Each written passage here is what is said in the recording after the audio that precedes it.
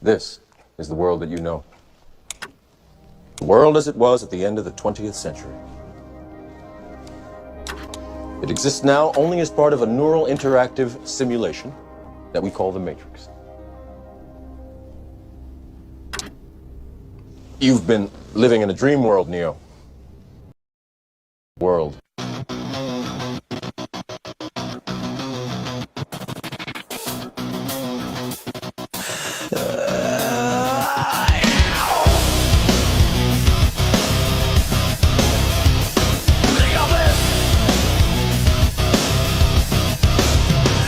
Cameras on, we're going live tonight. American pride and patriot fight. The white rabbit has taken flight. Knock, knock, sleepy Neo, this is for real. We're swallowing red pills left and right. Coming overdose with us Tuesday night. They say we're crazy, say we've gone too far, but we're just truth seekers under the dome.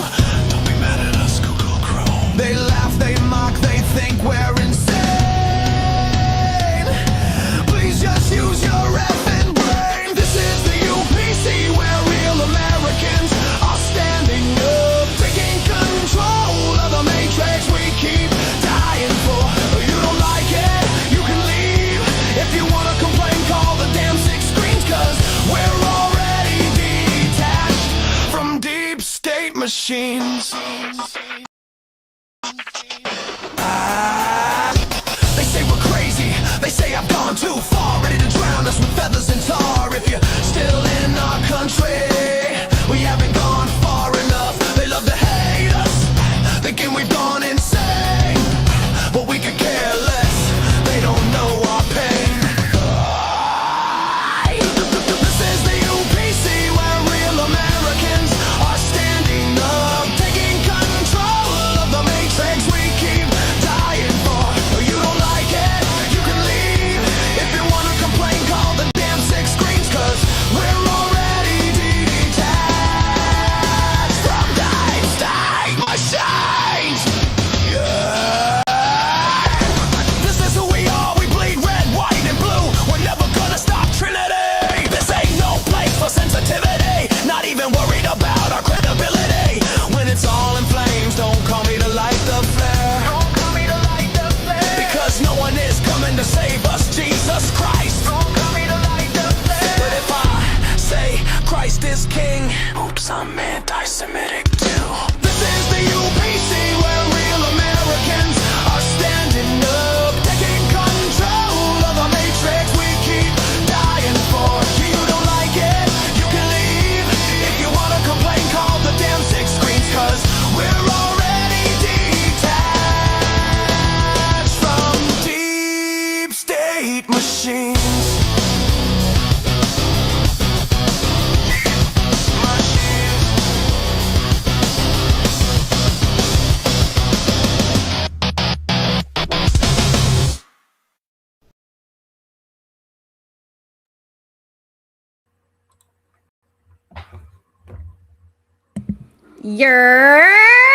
Was good. Was goody. How much coffee did you have before you came on here? Nothing. I didn't even do anything today. It was a really great chill day, breezy in Florida. It was a real nice day. How about you guys? I've been Good. busy as hell the last 5 weeks with work. I'm just going to say I'm tired. Oh my gosh. After hearing that song, I'm not tired anymore. Like everything right? leaves. Like I'm great. Woo. What's up, Bo?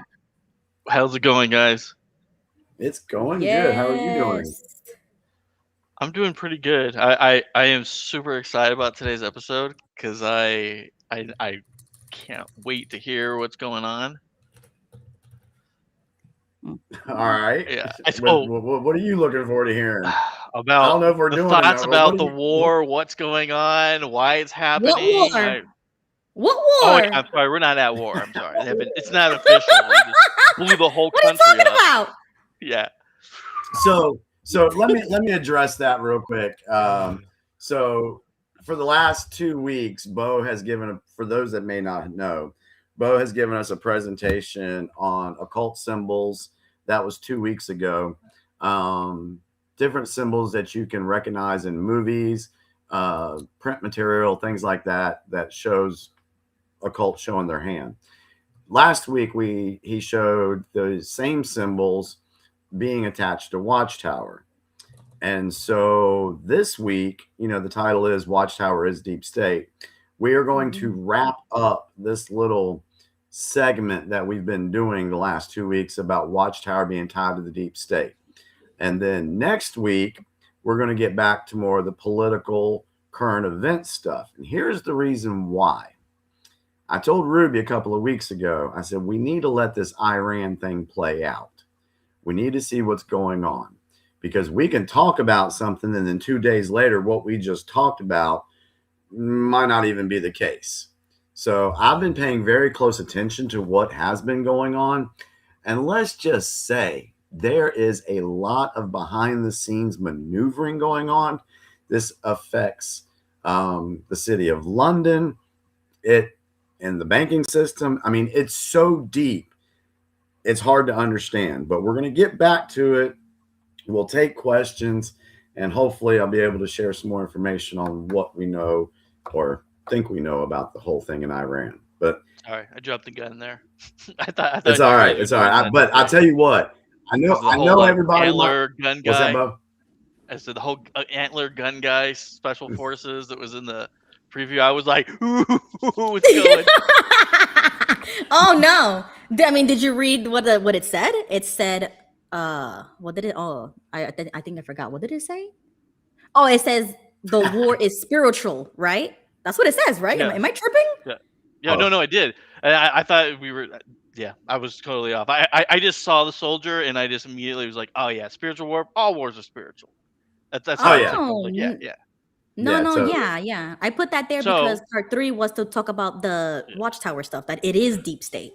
So I sent you stuff. Obviously, it's not necessary, but I sent you stuff about the war stuff. Okay, So- good. Well, hang on Yeah. to that so we can use it. Use it next week. And I sent it just 5 minutes ago. Oh, I okay. see it. Yeah, Okay. yeah. There's a funny Jimmy one in there too. Is Did we tell you? Did this you the tell same you what I one we did? were talking about earlier in the week? Oh gosh, I felt so bad. Yeah, it's That's the same funny. picture you showed me already. Oh no, I made a new. Yes, and I made a new one too. But I'll have to see the new one. okay. But yeah, that. All right. So what I have this evening, and we'll go into more specific, but I have an email from one of my friends, and they're XJW, but they're asking a lot of questions about things going on in the world right now. And so tonight's episode, we're going to use that as a base and take these questions. There's a lot of good questions in here. And then we're just going to talk about it and have the folks in the chat share their thoughts about it. And then we'll go from there. Ruby's got a few announcements about the platform here in a second. But we have already agreed, and I think Bo's happy about this, that when we close the show tonight, the outro song will be Jesus Disapproved. Yes. All right. And I'm gonna hand you. I know I'm sure these are going like, but I'm gonna tell you, if you're not adult enough to handle the language that's going to be in this song, then you may not want to watch the outro. I'm gonna go ahead and warn you now, and I'm gonna warn you again before we play it. So, but it's pretty creative. I thought it was creative. So anyway, so that's gonna happen. All right. So let me see. Number 1, clarification. So last Tuesday, Bo, if you remember, we talked about the assembly hall, and that was kind of like the undeniable, like smoking gun about the JWs and the Illuminati connection, right? Yeah, you're talking about. I always forget what country it is. Jimmy was telling me which Denmark. one it was. Denmark. Yeah, I think it is Denmark. Okay. So yes. Okay. So quick clarification, because I don't know who said what, but Quinn texted me after watching the episode, and he said that it was Bo, but I don't know because I can't remember. But this is the clarification. It says that the Denmark assembly hall was gone. Okay, so that was the claim, that it was gone. It is not actually. Well, the building is there, but like all Yes. the stuff that makes it into the triangle is gone. So if you go look at it Okay. from space, or not space, I'm sorry, but if you go if you look at it from Google. well, I mean, technically Google satellite is in space, but anyways, if you Mhm. look at it, Allegedly. all the stuff Here we that go. was there that made it be what it is gone. The building there is Okay. obviously there Okay. because the photos show the building is there, but it's destitute. There's nothing there. It's run down. It's just Okay. So they've that's what he removed. wanted It's me. just the building there, and all the decorations, all the plants, everything that actually made it be identical is gone now. Mhm.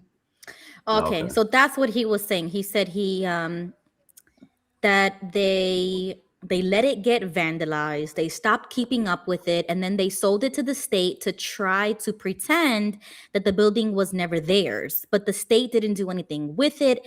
And therefore, if you look at it on Google Earth, it still shows up as Jehovah's vendors, which I think means assembly. Okay, so he sent me a screenshot of the proof of that. And I said I would mention on the show. So if anybody needed that clarification, that's that. All right. So that was my first announcement. Now, the second announcement, we have good news. So I am going to go back to StreamYard platform, and we're going to go back to like how we used to do the show. Hopefully that gets better on my end, on your end, because I don't know what is wrong with the connection. You know, we make jokes all the time, but seriously, it's getting bad. I mean, even before we started today, even Jimmy was having issues on my YouTube channel, but from his end. I'm like, what the heck is going on? So I don't know what is happening. It's just horrible. So we're going to switch. We're going to go back to what we used to do. And in the description, guys, if anybody wants to support the show, I am going to direct all donations, all support to the actual account holder, which is Fixing My Faith. So if any of you guys know Vern and Shauna and the XJW community, they are the ones who set that up, and they're running it, and they're letting me use it out of the kindness of their heart. So I just want to direct everybody to send them donations. Don't super chat me. Don't send me anything. Just send it straight to them. So I'm going to put the PayPal, her handle. It's in the description, but I'll also put it in the chat real quick. Gone Grid. So that's Shauna. Yeah, you know, on it's another PayPal. thing that I noticed is I went back to look at comments for the videos that I said I would do that for. All the comments that are here that are in the chat are not in the videos. What? You mean the replay? Yeah.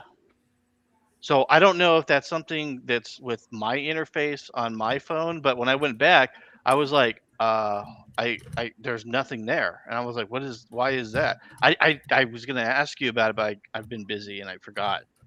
But I don't know. No, Has it anyone should be else went back and there. looked at the videos, and do you guys see the comments, or is it just me where they're being? I don't usually. I haven't seen a lot of comments on our shows. I mean, there's been some, but we don't get a ton. But I don't think I've ever seen the chat replay either. I don't know. I'm going to check that out. I'll check it out later tonight when we're done here. Yeah. Yeah, because Definitely. I mean, I could be wrong. I thought that the live chat stuff would be in the comment section on the video, but maybe I don't understand how it works. Yeah. Yeah, you have to click the replay. Like you have to click like open panel and then replay the live chat of the live show, and it should pop up as you're watching it. I'll double check it. I'll see what's going on. Okay, Good evening, Leonard. Hi, Leonard. How are you? What's going on? Hi, I'm doing okay. How y'all doing tonight? We're doing good, brother. Yes, doing good. I just wanted to get on and just hear to see what's going on. You know, just a lot of different stuff going on. But besides that, you know, I just wanted to check in what's going on. Okay. All right. We got a new viewer. We appreciate you being here, Leonard. We love you. Yeah, brother. thank you for always joining and being here with us. We have Diamond Dave. Just check you have like a background. You have a fan on or something because we can hear it in the background. So just make sure. Gotcha. Sorry. Yeah. Okay, much no, it's all better. good. Restream doesn't block that out like StreamYards does. So We're gonna make the switch. So next week, hopefully, we're gonna go back and hopefully, I swear to God, I could be able to play the clips that I do and everything because it's just messing up my mojo. This is not the way I want it. You know what I'm saying? Like it gets me. But anyways, welcome to the stage, Dave. Really quickly, introduce yourself. Let us know where you're from. You know, who are you? If you want, you don't have to. But any political stances? Where are you leaning? Where are you? oh my God. You'd get demonetized if I told you my political stances. Yeah, so I'm Diamond Dave. I'm a gaming YouTuber. I am not ex-JW. I'm actually ex-Mormon. I stumbled upon Vern's Fixing Faith show and kind of crashed it because the link was up and no one got back to me, and I just kind of showed up there. It's good times. Do gaming YouTubing. It's morning here. I'm in Mongolia. And I just mainly do gaming, follow a lot of international news. I've lived in a couple other countries, so I'm pretty big on international politics, and I'm getting a kick out of watching the Iran war right now. I know, right? There's actually bigger wars going on that nobody's talking about, which to me I find hilarious. But you know, America's always, and it's weird, but America always has to intervene in the Middle East, which never works, and nation building hasn't worked. So it's going to be interesting to see how the economy plays out, because just to wrap it up quick, the US military is very high tech, but the missiles that are being used are extremely expensive. And since the government is constantly printing money to pay the military contractors to restock these missiles, I feel like Iran is more just trying to bleed America dry in this case, which is not all that different than how ancient Rome fell. Yeah. That's why they brought the Warthog and the Apache back. Yeah. Yeah, America's going back to 70s type weaponry, which ironically, working. I mean, it works, but Iran's been around for thousands of years. So not as we know it, but it's Persia. They've seen empires rise and fall, so they know how to last in military engagements with superior forces. Wow, Dave. Thank you for joining. I could already see the future. You're going to be a very great contributor if you decide to come back on every Tuesday night at 9 p.m. I could already feel it. Yeah, and what I like is the fact that he has that Mormon background, ex-Mormon background, or whatever you want to call it. Mm-hmm. So then we start going into what we have on this email. It'll be nice to get a perspective of somebody that wasn't an ex-JW this evening. And so that'll be kind of cool to get your input on that. Awesome. Okay, so we're gonna jump right into it. So Jimmy has an email from a viewer, and it was very descriptive, lots of questions, and I want to try to, do it justice and answer all of her. Is it a woman or a man, Jimmy? It's a woman. Okay, I want to answer all of her questions, to the best of our ability. Most of us are ex-JWs. I know Leonard isn't, so that's great. And Dave, he already said he isn't, so that's great. All right, so we're gonna try to answer this the best we can. If you guys want to join, click the link. It's already pinned at the top of the chat. So try to join as sooner rather than later, so we can get everybody's input. Jimmy, whenever you're ready, let me know. Did you freeze up? Did you say something? Did I am I glitching, guys? Not on. I can hear you. Not on mine. There, right at the end. What? Not on mine. Okay. No, yeah, not on good mine. On my end. Okay. We're good. So let me know when you're ready, Jimmy, if you want to jump right into the email. You should mask your VPN. I'm ready. I'll go. What? You should get some software to mask your VPN. All right, you're gonna have to call me after the show. Okay. Because that's a whole nother conversation. Okay, go ahead, Jimmy. All right, so this first email has a couple of questions in it. The second email is full of questions. And so the second email, we're going to take that one bit by bit. But this first one, let me just read this first one so you kind of get an idea of where she's thinking, where her mind's at. And I'm sure there's going to be a lot of people out there that are probably feel like they're in that same boat. So let's give this context. It says, but Jimmy, everything that is happening is right in line with what we were taught would happen in the last days. I do not know who or what wrote the Bible to be able to predict all this, but it did say it would be sped up in his own time. Let me be clear. I do not believe this is Armageddon and we are all going to die. That is BS and was just a fear tactic by the Borg. I am not fearful at all. I'm actually excited. Who were we taught would inherit the earth? The meek. There are way more good people on earth than evil. I truly believe that this is leading to a global new way of doing things where evil cannot exist. Society cannot continue on this course, I believe. As a possibility, it's going to be a global awakening and there will be a, quote, new earth, as in a better world for all of us because the good people woke up and a better way was birthed. It is so hard for me to explain in text, and actually, I was at home when I started this email. Now I finished my ER visit and blah, blah, blah, blah, blah, blah, blah. Jimmy, I don't necessarily believe all the stuff in the Bible, but I can't help but notice the parallels. I grew up from birth living behind smoke and mirrors. It's not a long leap for me to believe the whole global scene has been smoke and mirrors too. All right. Go. So, anyway, first reaction, first thought about what she said. And evil I'll people go are back always and- going to be here, and most governments typically are run by people who are not good. So I personally think that this idea that they're all going to turn good and evil's not going to be able to be around on this planet, I don't see that happening because evil's attracted to power. Well, there's that, and then there's Okay. also the dynamic, and I was kind of thinking about this from two lenses. One, what is the like foundation that is being used to describe good and evil?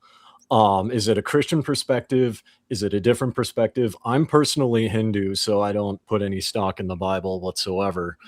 But the second angle to that too is she mentioned kind of like there's a global awakening. And you know, I'm kind of curious where in the globe she's referring to. Just because I follow a lot of international news sources from not just Mongolia, but China, India, Thailand, Africa, and none of what I'm seeing and none of what I'm verifying like goes in line with her specific definition of a global awakening. So is she thinking from like just the West, or like I'm a little bit confused on that. I would think that in this particular instance, she's referring to maybe the West because that's the environment she sees. I do know that she doesn't look at other international sources and things like that.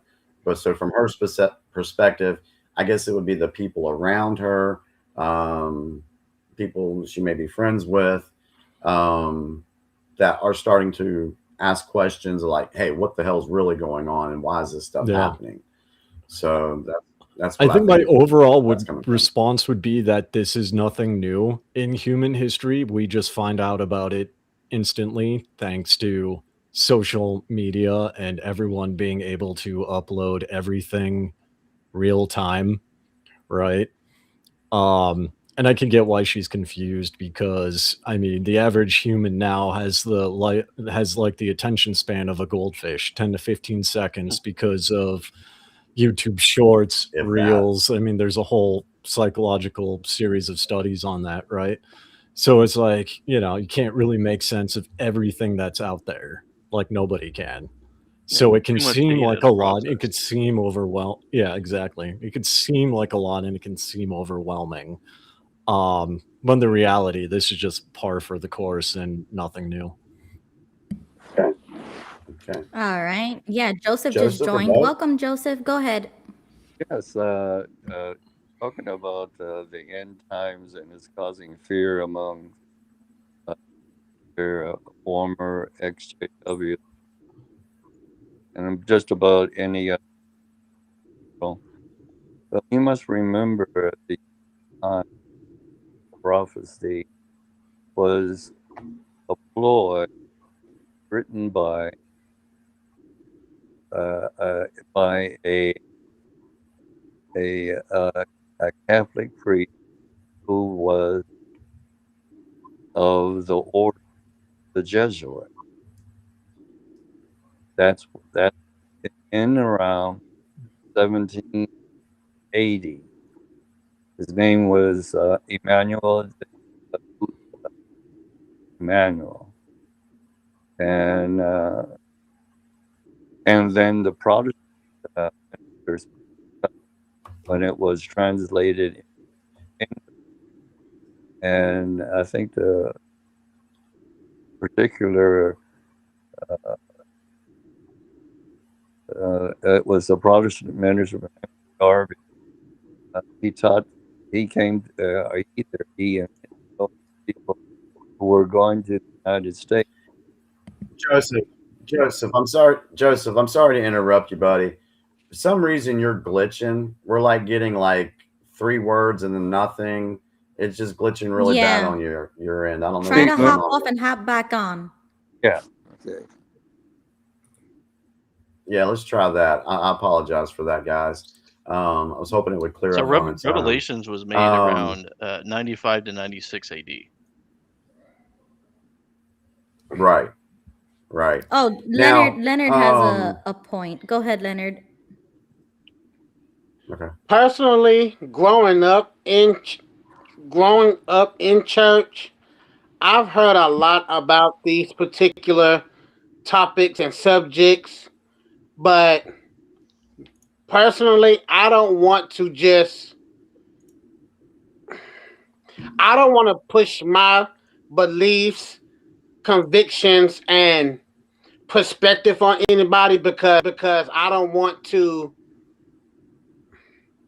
just don't want to push them on anybody because I don't want to just seem like I'm just being religious and trying to rub anybody the wrong way. So with what the lady was saying in the email, I would just say that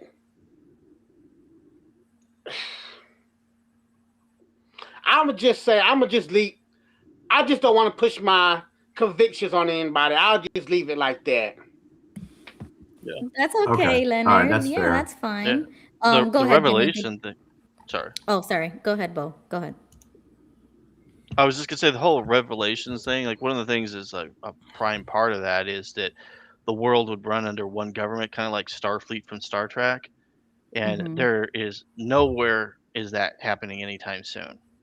So that's one of the things is when people are getting concerned and talking about how they see like it's the end times, and I'm like, okay, so when you read that, that's one of the prime things that's in it. That's a necessary component, and obviously there's not going to be a one world government anytime soon.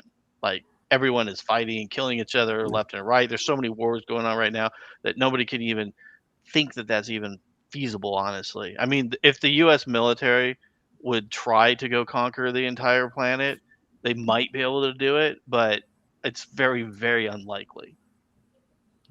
I mean, I don't think they could. But going along the Star Trek analogy, which is kind of funny because I'm actually a big sci-fi nerd. Like, there's, if you look at the Star Trek lore, like in order to get that to that point, you have World War III, and then you have the eugenics wars, and then you have a total collapse globally before it becomes that happy, magical utopia that everybody wants. So when people talk about that and they're like, yeah, we should really go in this direction, I'm just kind of like, you do know we need to have a few major wars and, you know, a lot of dead people before we get there, right? We're not there yet. Yeah.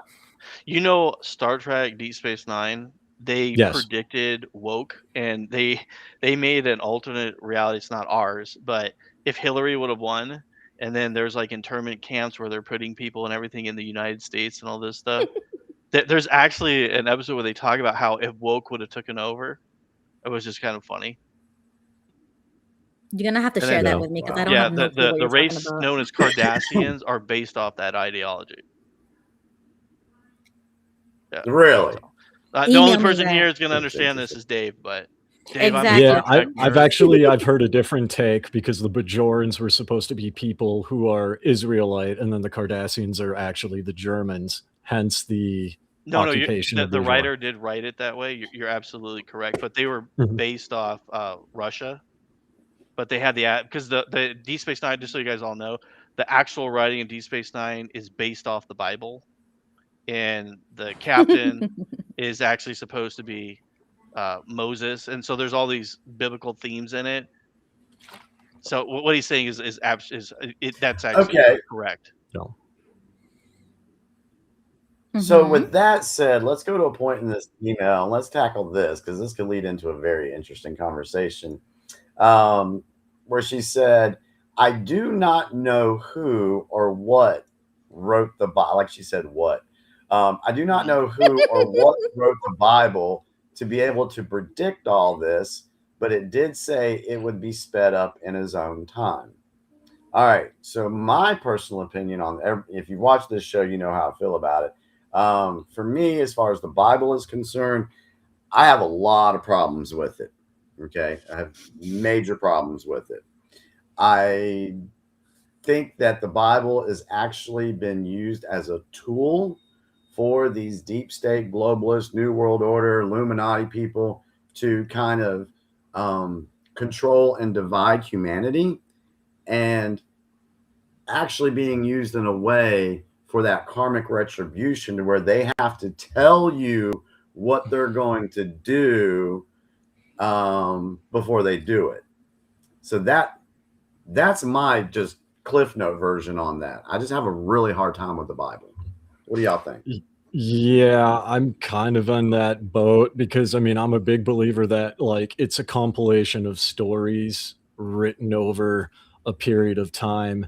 And the reality of it is human beings have brains and we have the ability to see patterns and predict where things go. Just like how the Fallout series, I'm a big gamer and that's what I do on YouTube. The Fallout series predicted COVID-19 tension back in 1999, COVID-19, aka the new plague released by China. Yeah, that's a whole thing. Look it up. Tensions with China, power armor with China, the what's called the resource wars, where basically modern day Europe collapses and starts fighting amongst itself over resources and differences of opinion. Guess what? That's not an actual war yet, but we're seeing European countries and the EU start to, go at each other, right? And that I don't think there's anything, even though I'm religious myself, I don't think there's anything like inherently divine or spiritual about that. I just think that some people have the knack of forward sight and to look around what's going on around them and just be like, yeah, this is where we think it's going to go. And out of 8 billion people on the planet, statistically, at least one person's going to be right consistently. Thanks. Good job. Leonard, do you have a point about that? Did you want to add something?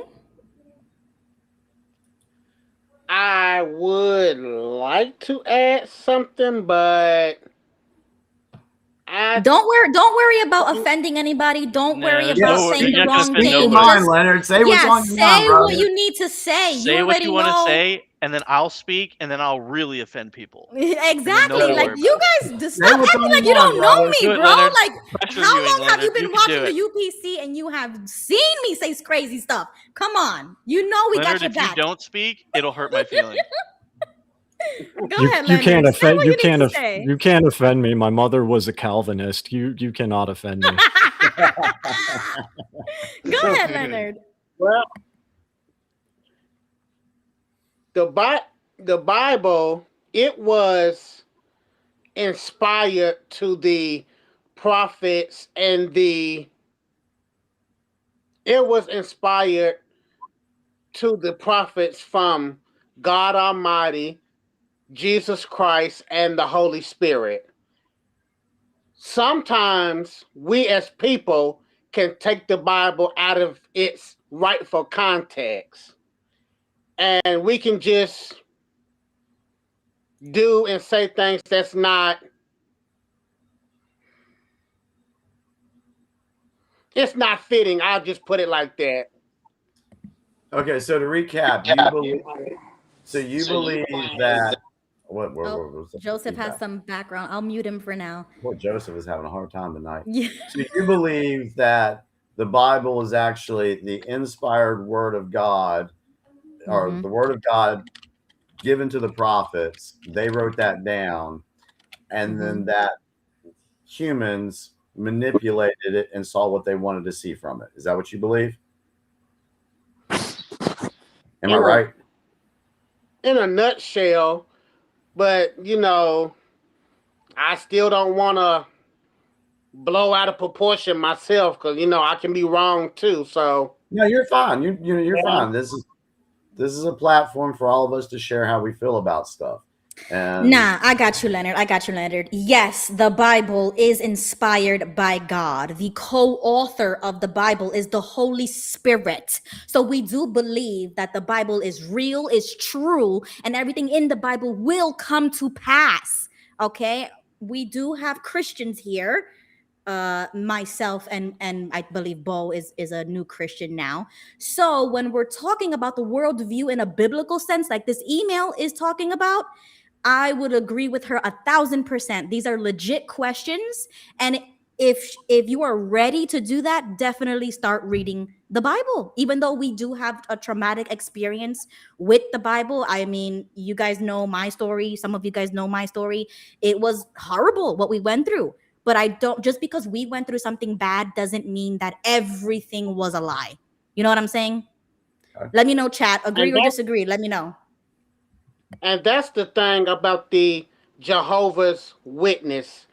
They take bits and pieces of the Bible, turn it around into their own to manipulate and brainwash.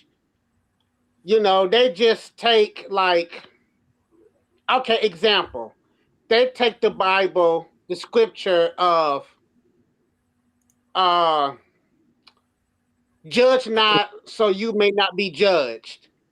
They would take that and ingrain it into their followers, but they would turn around and judge the same people who they're telling not to judge. right. But hey, that's not only the Jehovah's Witness, that's just people in general, but Mormons do that that's too. just, All right. Those are signs of a cult. You see, this is why we brought in the JW aspect and why Bo connected those dots with the whole Illuminati stuff in part 1 and part 2, is because I do believe, and it is my opinion, that they use these avenues to disguise themselves as a religion and deceive millions of people and then leave you out there to die. Yeah, Oh, one of the Joseph things. is back. Mm-hmm. Sorry, Joseph. Yeah, can you hear me now? I can hear him. Go for it and see what happens. All right. Remember that number 72. Remember what you're talking about, that number, Jimmy? The number 72? Yeah, the special reference, like 72 virgins. Oh, yeah. Okay. Remember about 160 years before the Common Era, 72 rabbinical scribes and rabbis translated a Bible called the Septuagint. And it was redacted and edited to suit their influence by Hellenistic ways of doing things in the world.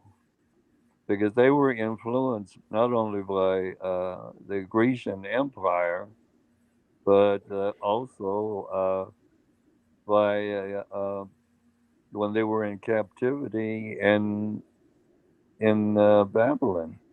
So they picked up all these stories and they have written them into the Bible. So what the true meaning of the Holy Scriptures, what they really are.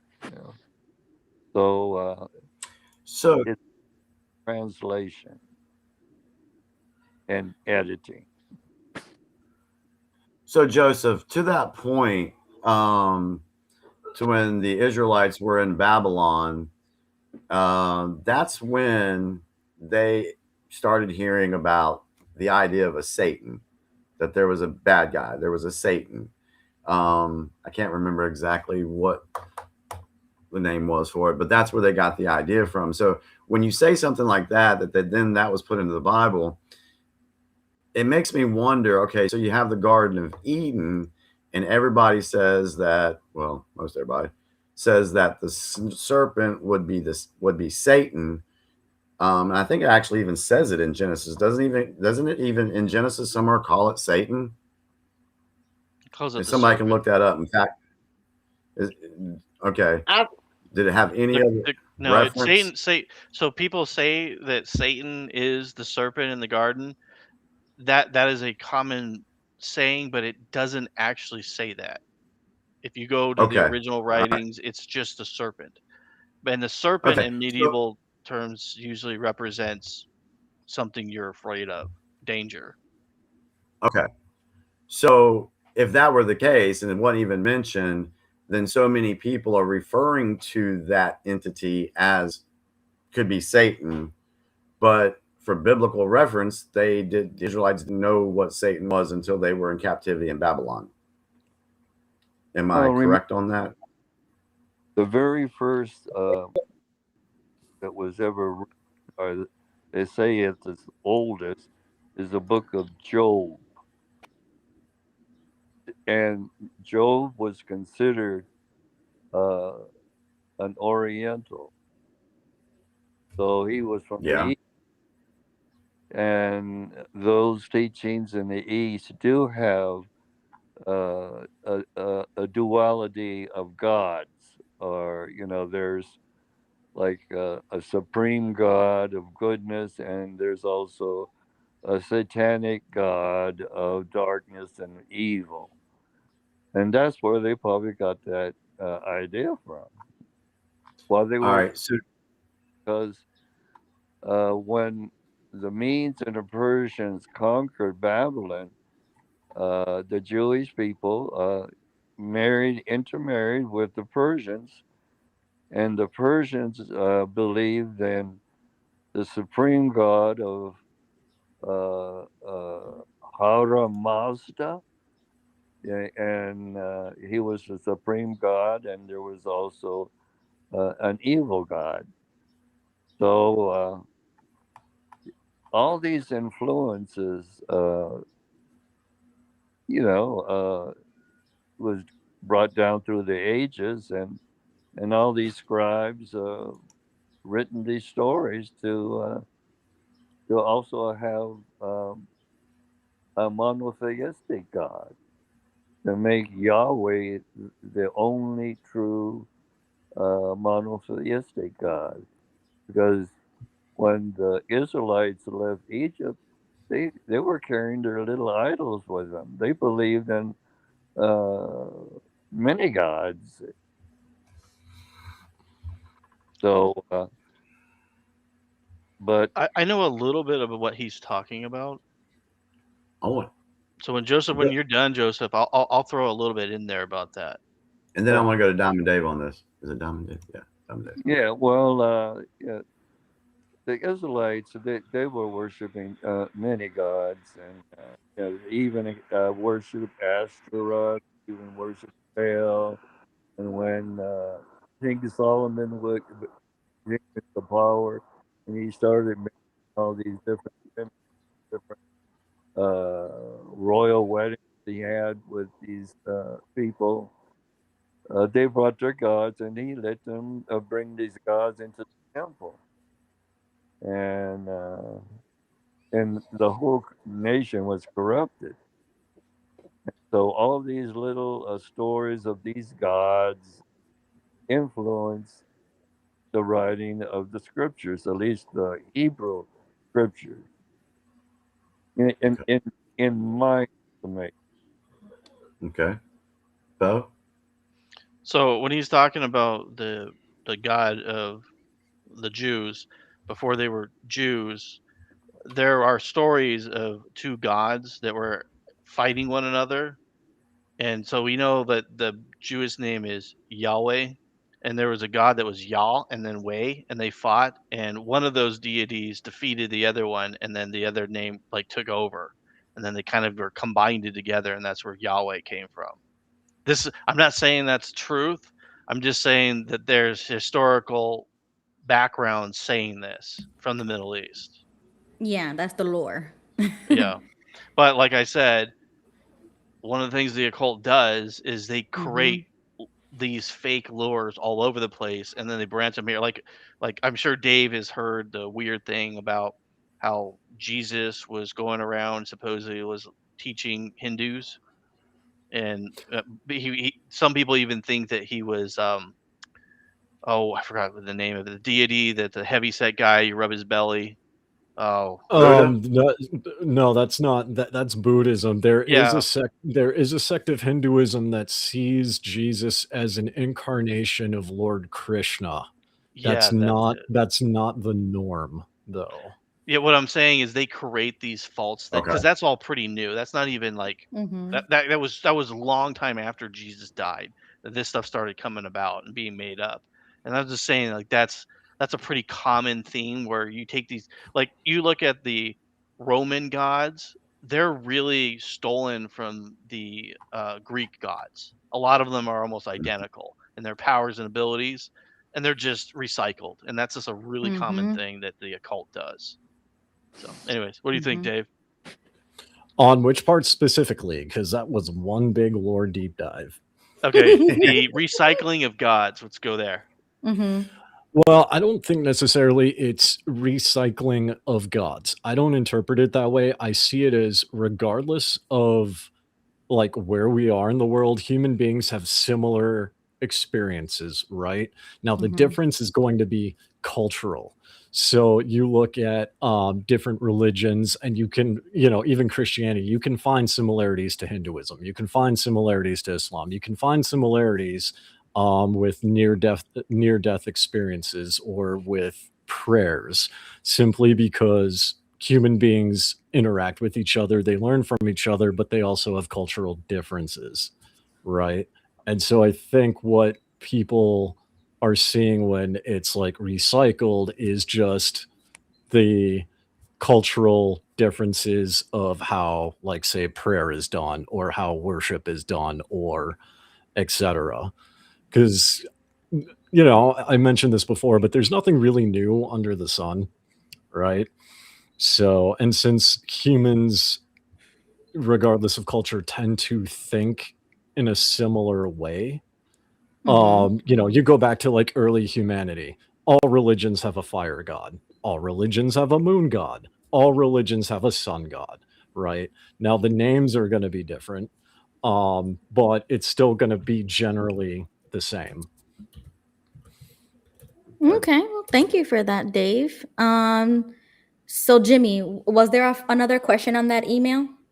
Yeah, there's another point we could shift to. This is an sentence, extra W, right, Jimmy? Sorry, I didn't mean to interrupt you. Yeah, Okay. you're fine. Says there are way more good people on earth than evil, which I tend to believe that. I don't believe that at all. Yeah, what's everybody think on that real quick? That there's more good people than evil? Yeah. I'm going to disagree with that. I'm just going to send it. I'm going to disagree with that. I do not believe that human beings are inherently good or inherently evil. I think human beings simply are, and it's their actions and their karmic vibrations that ultimately will lift them up or weigh them down. But I don't believe that someone is inherently good or inherently evil. Can I push back on that? Go for it. Yes, Okay, yes. I just want to throw this out. Like, I understand where you're coming from, what you're saying, but let's just take it to the absolute simplest perspective. Like, you don't believe people are good or evil, right? Is what you just said. So you believe correct. It's their actions that other people observe. So you don't believe that there's a standard that people should have then? Like, you don't believe any standards? I have standards, but Mhm. the standards are going to be different, right? A lot of Okay. that's cultural and a lot of that's religious. So like we can take kind of a hot topic of like, say, abortion, right? Depending on what lens and what worldview you have will determine whether or not that is good or evil. But I don't think there's one universal objective standard that human beings will ever agree upon. Okay. Because you even look at cases like murder Yeah. and look at Facebook, like Yeah. read the comments, so many different opinions and So so many I'm gonna different throw this out there. positions. I don't want to be like aggressive about it, and I mean to Sure, do it when I do this. sure. Child molesters. I think that they should be destroyed. There's no use for that. It has no purpose. It has no biological function. It does no Mhm. benefit to anyone whatsoever. The person who does it might get pleasure out of it, but it destroys the child. It Sure. damages society. And any society that does like that, does prefer that, and does do that as a cultural norm, typically destroy themselves. I'd agree with that. Yes. So I would say there is a system in play of good and evil. And child molesters, I think universally we Mhm. could say are evil. And I would Mm-hmm. argue anyone that they are evil and that they know they're evil, and that's why child molesters like to be around other evil people. Mhm. Keep in mind there are entire cultures based on that, i.e., the Middle East and parts Yeah. of Mm-hmm. Africa. Mm-hmm. So you and I have a And who similar has the standard. highest murder rate, right? Depends on which country we're talking about. Well, I Some know, but Middle the countries Eastern that do that, countries they as have well. the But highest murder rates. generally, Yeah. there are some exceptions. But no, this is where like we have Mhm. similar standards when it Okay. comes to like something like that. Um, but there's also going to be huge differences too. And then when we get back onto like, talking about the deep state and about Mhm. government, Mm-hmm. what the US government is doing, is it evil or is it good? Well, that kind of depends on who you talk to. Yeah, because when it comes to the CSA stuff or child brides and everything, we look at here in the West, we look at somebody 30, 40, 50 years old marrying an 8-year-old kid, and we're like, you sick MFer. Okay. Mhm. You're freaking evil. But in other cultures, that's actually accepted. Oh, I don't care. I don't care. See, I that's know. where yeah. Mm-hmm. But but this is kind of going to the point that I think Dave is trying to make, and correct me if I'm wrong. But those other cultures will look at that and be like, well, that's just how the way we do things. That's just how it Mhm. is. It's not evil. Y'all might think it's evil, but we don't. Is that kind of sort of what you're saying there, Dave? Yeah, that's exactly what I'm saying. Because I agree with Bo, and I would take it a step further. I think their entire family should be annihilated. Okay. All right. All right, cool. All right, so we're Yeah. Okay. So yeah, one point. Oh, go ahead, Leonard. Go ahead. Jump in, Leonard. Go ahead. Personally, I'm just the type of person, once you show me who you really are, then that's just the line for me.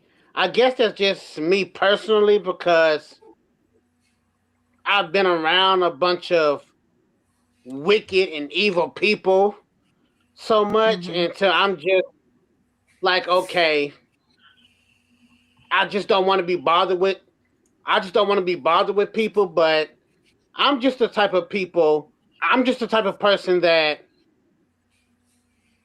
I honestly, if you are a good person, no, let me correct that.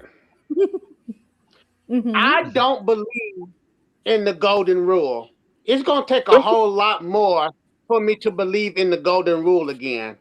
What? Because being the good guy doesn't get you anywhere. Now, most people may rebut that, then that's understandable. But honestly, it's going to take a lot more for me to stand on the golden rule. I, You know, I the golden actually, rule is not biblical, right? I agree with Leonard. I like Leonard. I agree with that. do unto others as you would have do unto you. The problem is that's not how it works in the real world. Exactly. That's not how it works in the real world, because we have been trained from the earliest of knowing who we are. We have been taught that, okay, if you treat so and so right, you will be the good guy, or if you do this, you will get the reward of so and so. But they neglected to tell us what real life is really about. They taught us that real life is like remember the game Candyland? Yup. We have been taught that life is like a Candyland, but it's really not. And once you live and you learn and experience different things in life, and then it's like you've been punched in the face, because okay, what I was taught is it was all a lie. I feel you, Leonard, but I disagree. And I was gonna say that earlier. So the way I view it is that evil is just a misuse of free will. If everybody used their free will correctly under God's laws, under how God told us how to live, and we already have those standards in the Bible, then we would all be brothers and sisters in Christ, and it would be paradise, right? It would be like Adam and Eve, Garden and Eden in my head, right? But we don't live in those circumstances. So we have evil, we have bad things happening, we have wars, we have a lot of these things. I get that. But imagine a world where we are all believing the same thing, all agree on the same thing. But I guess that's just too much, right? I don't know. I don't think you guys see it. But that's why I feel like Christian nationalism is the way. Because if we convert people to all believe in one system, in one way, the way that God tells us how to live, then we will be happily ever after. But not everybody's going to accept that. And I get that. But I just believe it that the way the Bible teaches us how to live is the right way to live. Go ahead, Jimmy. But wouldn't that equate to what the New World Order wants? Is everybody to believe the same thing and worship the same thing and have this utopian one world paradise? Government under Christianity. Yeah, but they insert themselves in God's position. So we wouldn't have a king, we wouldn't have a government, we wouldn't have that because Christ is king. And we already have the laws already given to us by God. So God would be the one government. God would be king. So let me ask. Okay, so this is a very interesting conversation. So if that were the case and everything was under God and there was no countries, no presidents, then why say nationalism? I'm just playing devil's advocate here. Well, that's just because we live in that system right now. So that's the political term to say it now. So in America, we can have the freedom to have that view without getting persecuted for it. So I can say that now. But under that, if it were the way I see it in my head, then we would just be Christian. We would just be brothers and sisters in Christ. We would all bow down to Christ because Christ is king. We wouldn't have a human king. We wouldn't have a president. We would all be living under how Jesus told us to live. Okay. All right. This is the way I view it as far as what I would see that would be an ideal situation for the world. Going back to nationalism, every country have their own way of doing things. Let Spain be Spain, England be England, Russia be Russia. Everybody have their own ideas and cultures. But living in a way to where we cut out the corruption, we cut out all the freaking money laundering, evilness that's being done just for people to gain power to rule over those folks. You get rid of all that and let the people decide how they want their country ran and abide by laws that they set forth in their country. I don't see a problem. I think the world would be a little bit better that way if that was done versus pushing some type of one religion or one government or something onto folks. Yeah, that would just my not opinion. that would not fly here or in India or in many other countries. Also, many other Right now, it cultures. wouldn't. Well, it won't at all. I can promise you that. But one thing that I will say too is that to Jimmy's point, many cultures historically are not run by the people, and the people don't want to run it. China, for instance, historically is dynastic.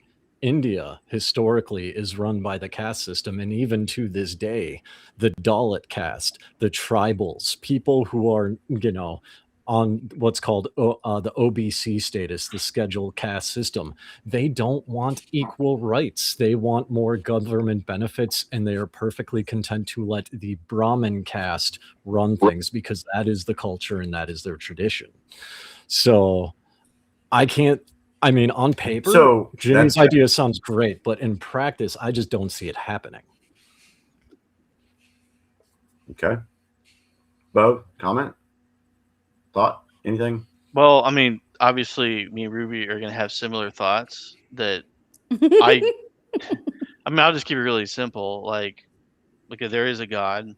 We every religion, every single culture knows that supernatural things exist. Everyone talks about it. Everyone knows, and everyone talks there's good and there's evil. So if there is an ultimate God, then he has ultimate knowledge. He's the Omega. He's beyond time, space, and matter. So all these things that we're coming up with because we're based on matter. We're creatures of matter. And we don't know how the universe runs. We have no effing idea. We live on a little tiny planet that has only a little bit of water that we can drink, and we're barely surviving, not even 100 years, most of us. So my thought is these supreme entities, which is going to be the Christian God, which is Jesus, what he says is because he has more knowledge and he has a better understanding of how the universe actually works. And so all these little governments that we have and caste systems are honestly stupid because they're so weak, so pathetic, and so useless in reality. If you think about how powerful the sun is compared to whatever caste system we have or whatever government or whatever missile we make, like we're so small and weak that obviously my opinion is an ultimate deity that created everything understands his creation because he created it, and therefore he knows how things should run better. I think that's my opinion. He knows what's best for us, and I agree with Dave in so much as it won't be possible today. Like I get that. I'm not delusional, but I do believe that through belief in Jesus Christ, through that conversion, through that faith, then all nations will come together under Christ. But that's just my worldview. Everybody else has their own opinions, sure. But in relation to her email, when she's asking these questions, I think she's leaning also towards a higher power. And that's why she's asking this. You know what I'm saying? Like, that's why. Yeah, go ahead, because she says more. So yeah, go ahead. Yeah, she definitely does. God? Sorry, Jimmy. Go ahead, Bo. That's for Dave. Dave could answer. No, I was just asking Dave. I was like, do Hindus believe in an ultimate source? I mean, I know they believe in multiple deities, but well, that depends. So there's different lenses because Hinduism is not just a religion, but it's a way of life. There's an actual atheistic version of Hinduism that's pretty common as well. But there's an ultimate source. Now, what you're talking about, multiple deities, I lean towards that. I would fall under the polytheistic camp. There are sections of Hinduism that see each incarnation as one piece of the same God, so it's all the same thing, just with different faces. But yes, there's like an ultimate divine source. All right. Okay, go ahead. So Jimmy. let's get one more point from this email, then we'll move to the next one. Let's see. This one says, I truly believe that this is leading to a global new way of doing things. Society cannot continue on this course. All right. So my comment to that would be, I do believe that there are a lot of things in place right now that are definitely leading to a new way of doing things outside of what the deep state system, the centralized banking system. I do believe all that is being taken down, and I do believe that there is going to be a new way of doing things. And I do agree that there's no way that society can continue on the course that we've been on for so long, because as we have seen, it just brings destruction, despair, poverty. It just brings all that to humanity, and that stuff needs to go, in my opinion. Thoughts? I'm just kind of curious because you mentioned like centralized banking needs to go. Like whenever you take, because I used to actually work in banking. And so I want to pick your brain, because when you take something out that's like central to the economy, you have to replace it with something that can sustain. For this example, America and its massive economy and 330 million people. What would you replace centralized banking with? Just for America, not even globally, but just for America.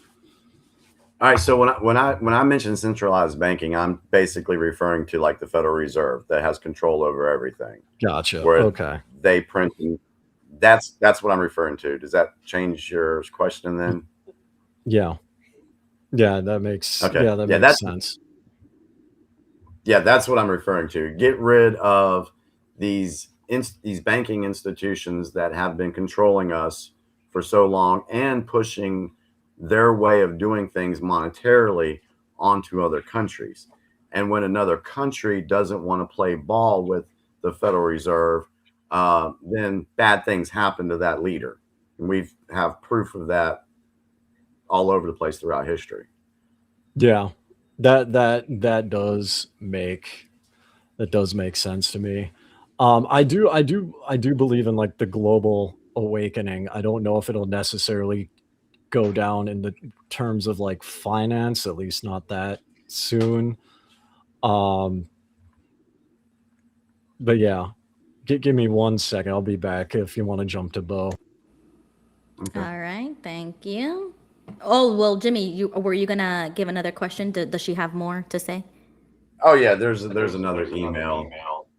We're getting feedback off Joseph. Yeah, Joseph, we got some feedback. Check your settings and see if you could cancel out the background noise.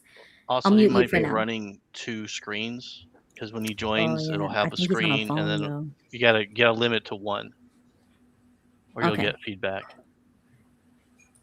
Okay. Go ahead. Let me go to this other one. All right. Oh, wow, this is a lot. Okay. I tell you what, let's do this real quick. Ruby, I need to step out for a second. Okay.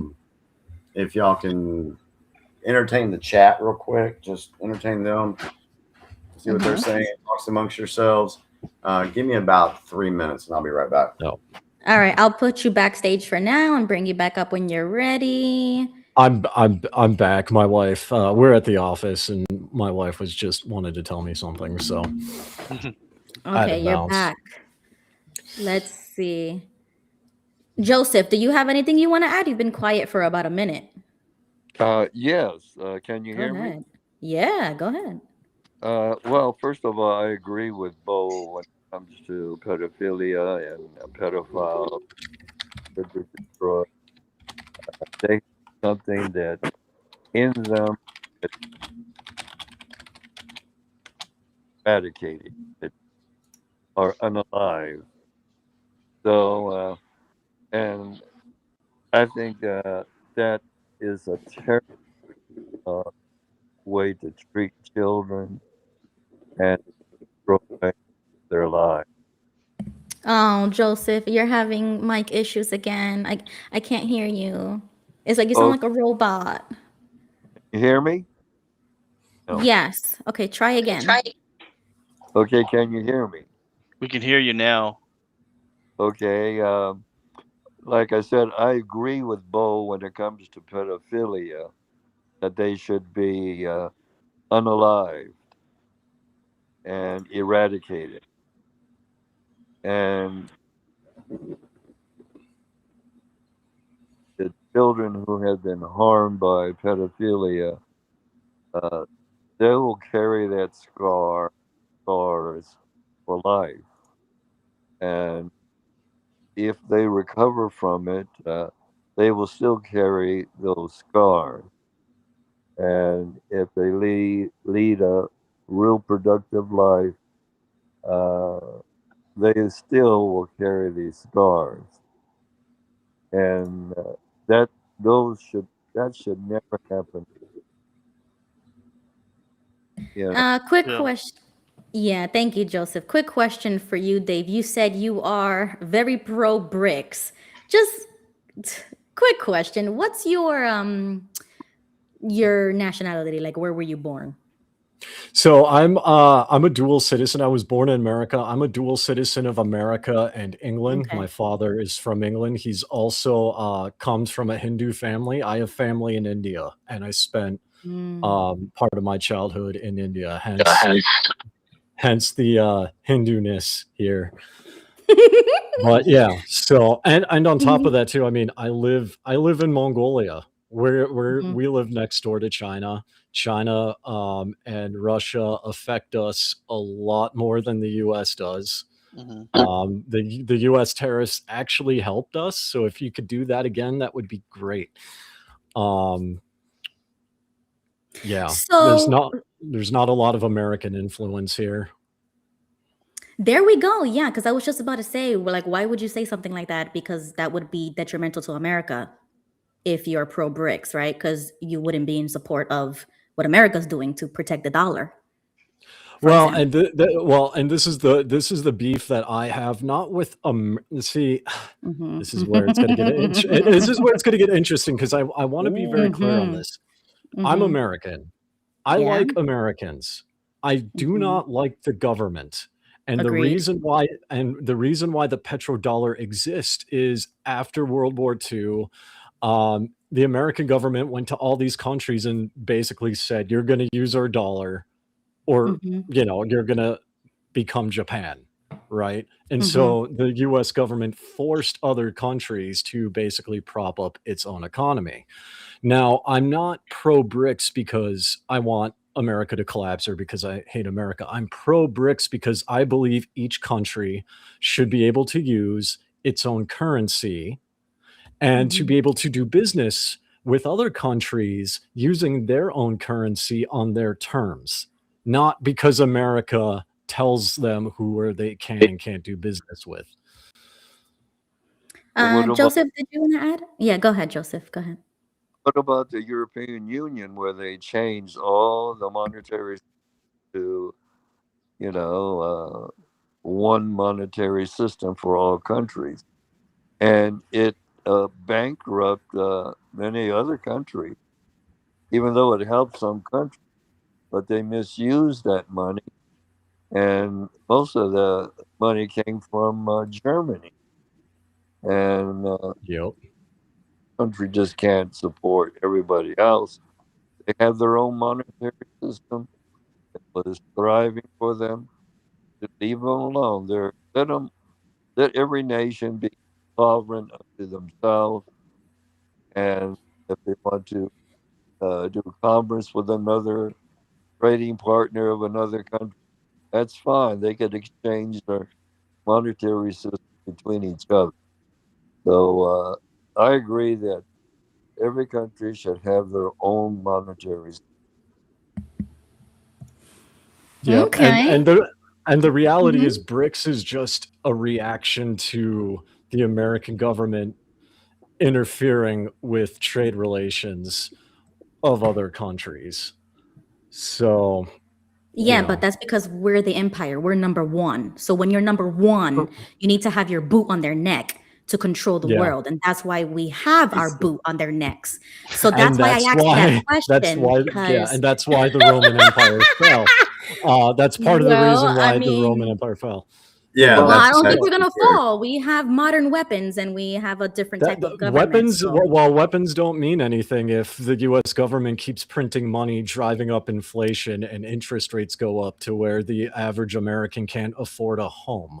Right, I Right. agree, but that's why we need to Because, fix us first before we start policing the world. And I've said this before, but Yeah. at the same time, when you are number one, you start acting and doing things as a number one.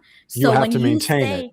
You yeah, have to maintain it. exactly, and that's why our military is doing what they're doing. So I get that, Yeah. but Yeah. when you say things like that, and that's why I brought it up, is because if that were the case and you're putting your support into something that is not American, then it is hurting. It will hurt America. So I'm America first. I'm pro-America. So if anything brings down America, I would probably most likely be against it. So I just wanted to let you explain your Well, yeah, thought. and that's fair. And I mean, also too, living in a country that, America is somewhat involved with, but not really, right? Like I have to do what's best for my family, right? Yeah. And it's Right. more expensive to be like pro-America across the board, right? Like when you live internationally, you have to like adapt to survive. That's Yeah. just the So reality of it. yeah, I get it. Because I I get it. I mean, Yeah. yeah, you have to adapt to survive, right? And I've Yeah. always, and because I was raised outside of the US, I kind of have I wouldn't say a broader worldview. I would say I have a different perspective, right? True. Because True. people who, in my experience, are America first. They're born in America, they're raised in America, they have families in America, and their whole life is in America. But in my case, even from childhood, it's been in different countries, right? So I've lived in different systems and I've seen the good, the bad, and the ugly of all these different systems. So, Which one has been the best system in your opinion of all the ones you've seen? well, the best by what standard? For me? Like what's the best? Like what? Okay, like when you say best, of all these different countries you're living and seeing and experiencing, which one is taking the best care of their people? Let's say it that way. Honestly, probably none of them. Like, honestly, right? I Like have if a you're thought going on by why that that's the standard, case. yeah, As I long as you're mean, not like saying by that Europe. standard, yeah, by that standard, probably none of them. Now, what's been as best for me is just India and Mongolia, right? And for me, like I'm just one of those people where I'm wired like to thrive in I thrive in like hierarchical structures, right? I was raised that way. That's kind of all I know. And like having lived in America and having the quote unquote freedom to do whatever I wanted, well, I ended up becoming an alcoholic, getting into a car accident. I was addicted to heroin and opioids. I've been clean for 13 years, right? And so it's like in America, there's too many options and I just can't function that way. But here in Mongolia or in India, I know what my expectations are, as a married man. I know where I fall in my family line. In India, I know, what's acceptable and what's not acceptable based on caste and based on, my employment history. I'm just one of those people. It just works for me. See, Okay. I can relate to that as far as my brother is concerned because talking about living in America and have too much freedom to do certain things. Where he works at, over the past couple of years, he's had a very difficult time, getting there on time. The boss doesn't say much, the family, friends, and he can take off when he needs to. And he just kind of had a don't give a crap attitude. Well, that company just recently got sold, and there's new people, of course, taking it over, and they've put in new guidelines for the employees that are coming on, staying with that company. And my brother actually said that he's actually excited about this because he felt like he had too much leeway with the previous owners, and it wasn't holding him accountable, getting there on time and other things as well. So he's actually looking forward to having more of a structure, or like you said, Dave, a hierarchical system to help him do better, because he just had the free time just to do whatever the hell he wanted to do. And so some folks need that structure to do better in their lives. Just my thought. Where'd everybody go? Good God. Dave's gone. Ruby's gone. You're still here. Dallas is here. All right. So since they are all offline now, let's move on to another point. First off, let's go to Dallas. We'll go to Dallas, then we'll go to Joseph. Dallas, do you have any comments on anything that we've talked about so far this evening? Well, I say that there's so much about this deep state that we all know that we were 2 weeks ago, we were talking about we know that I don't doubt that the Watchtower is deep state.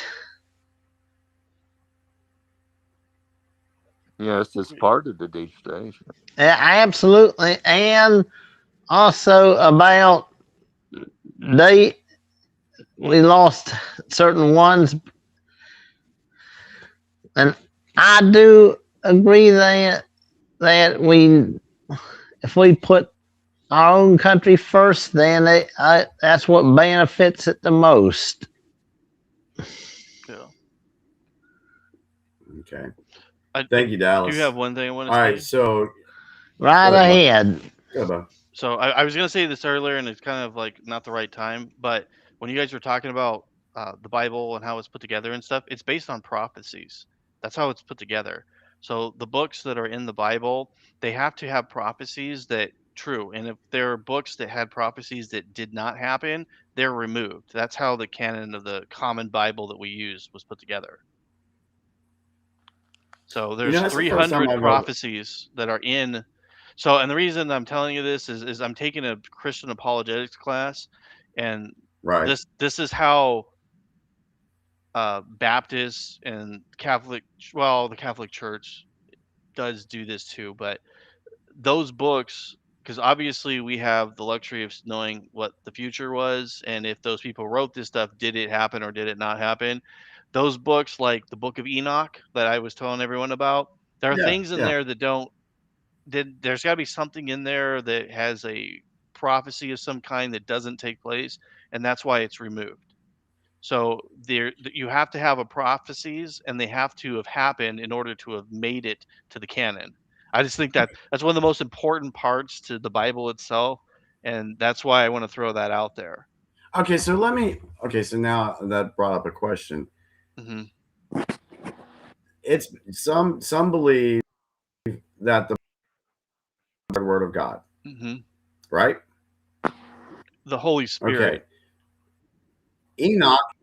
Enoch was at one time considered part of the Bible at one point, right? But it was just taken out. Is that correct?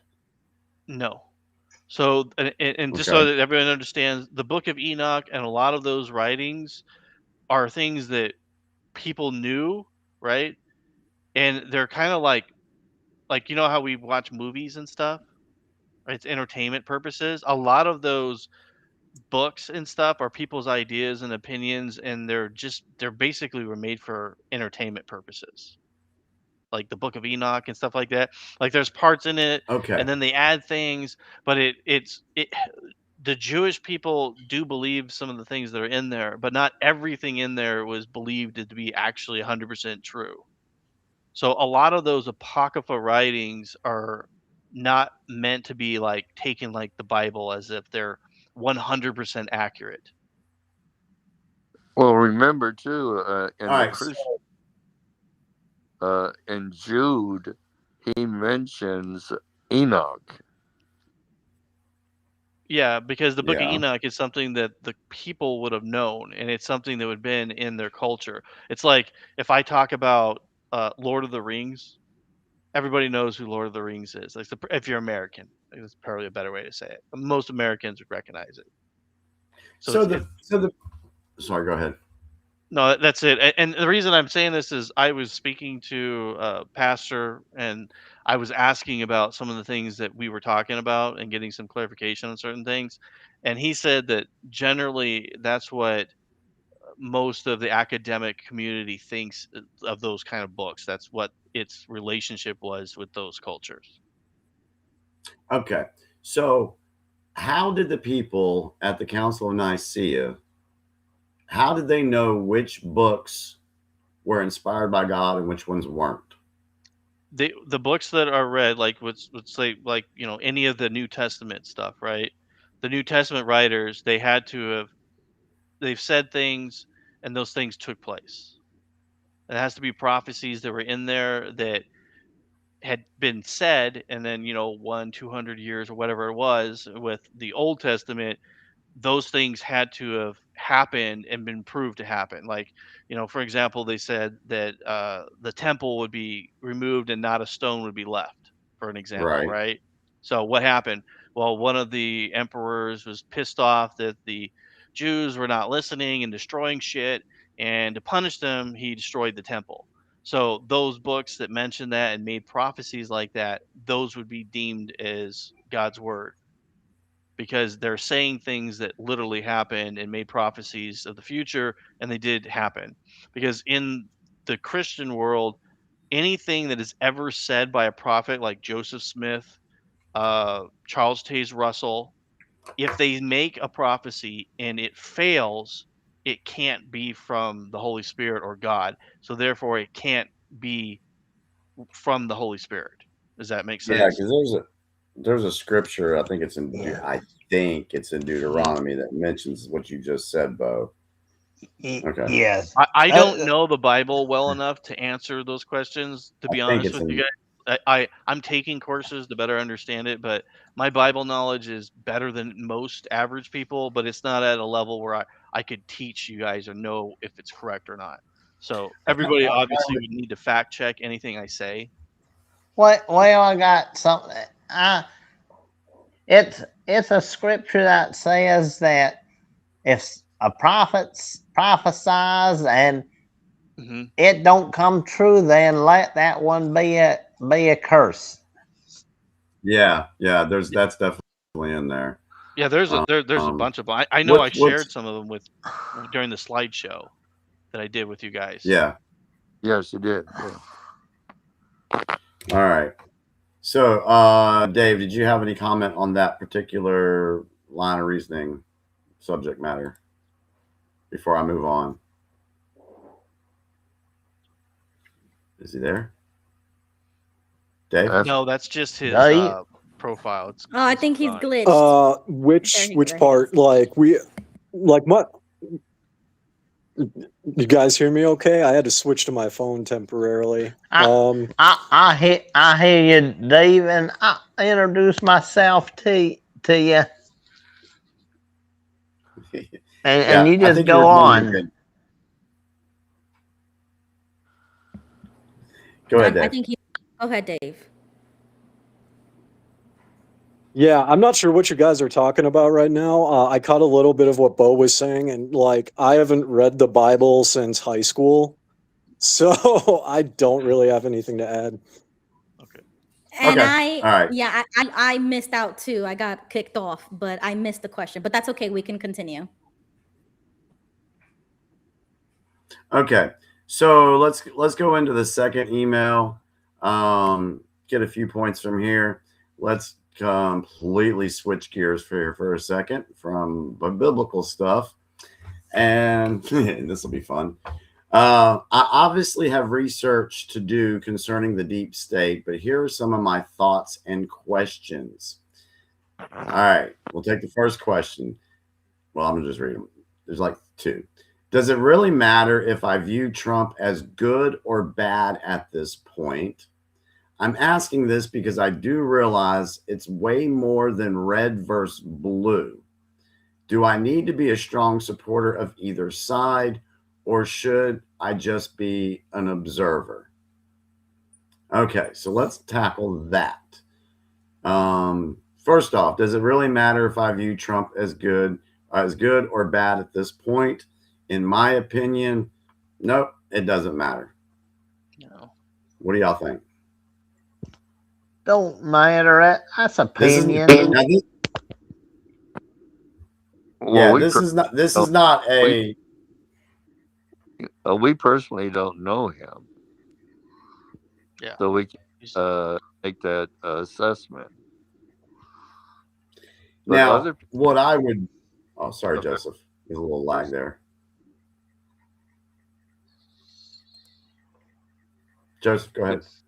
But do say he's a very generous person, very giving. He doesn't want recognition for what he has done to help other people. He's a very successful man.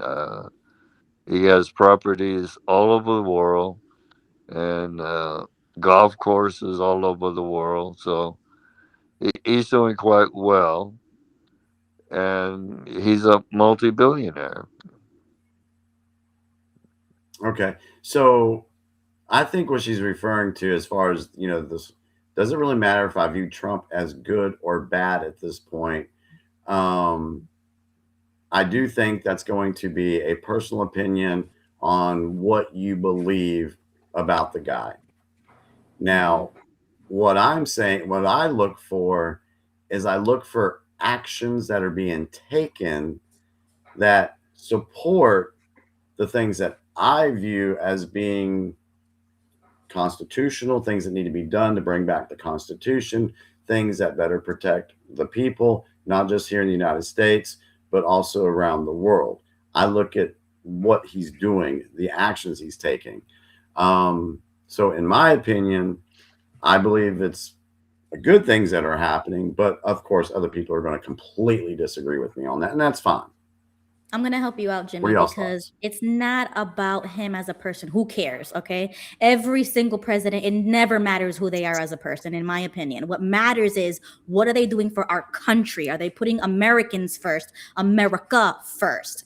That's what we should be looking at. So the whole presidency would be based on what are they doing for our country that makes them a good or a bad president. So I don't really care about the guy and who he is, or to that extent, like, not really. What I care about is the policies that he's writing into law, what he's saying on TV, how he's treating like other leaders and doing deals and stuff like that in our benefit, not to anybody else's benefit. So anybody else in the world, it does not matter. We need to focus on ourselves.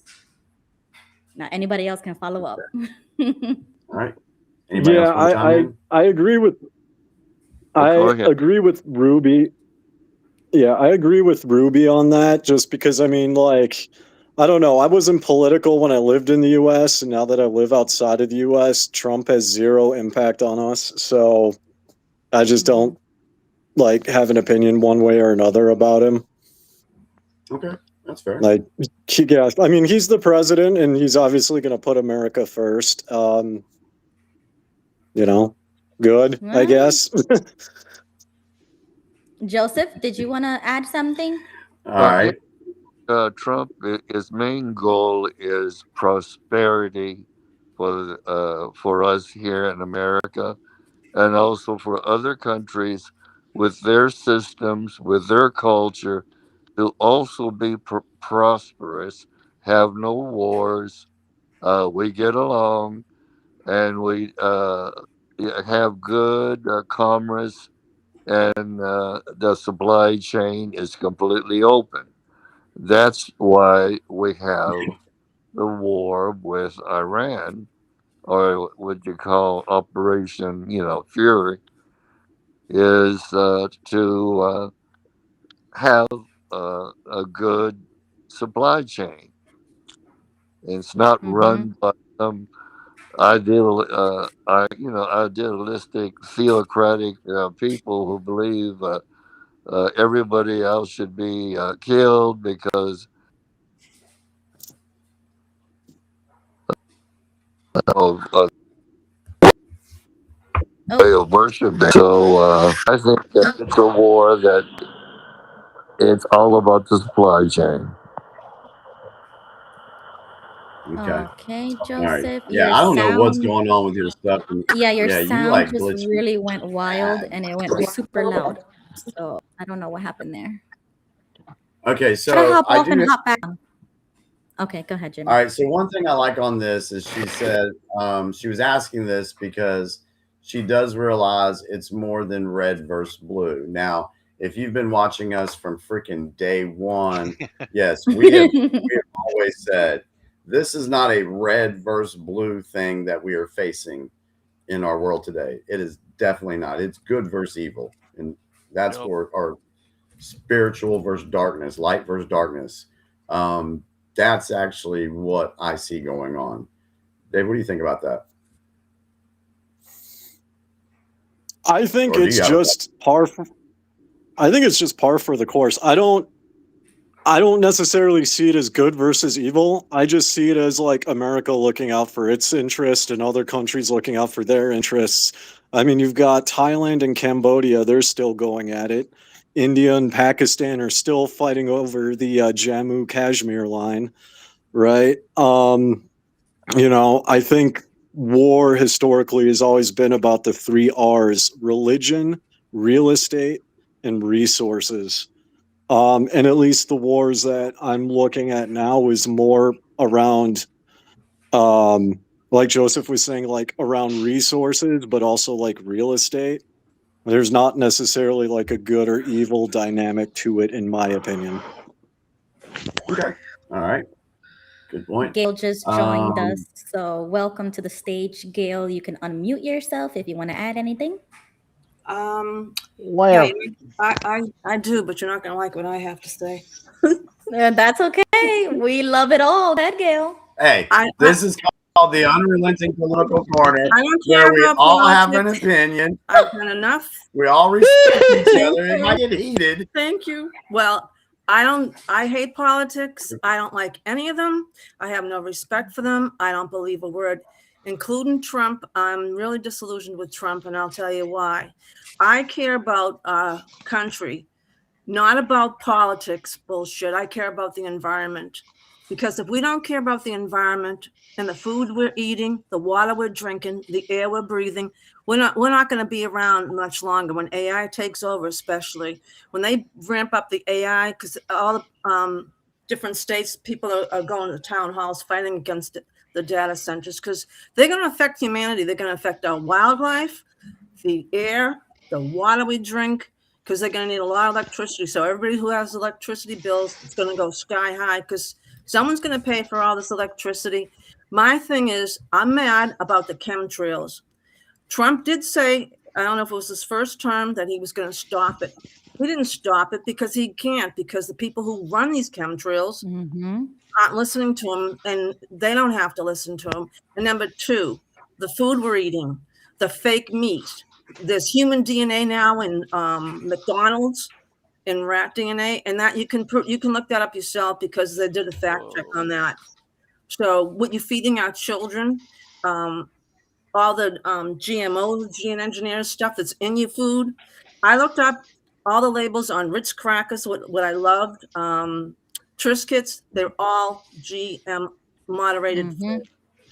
So I went food shopping, so I started looking at all my labels, and I had to put half the stuff back because it has that stuff in it.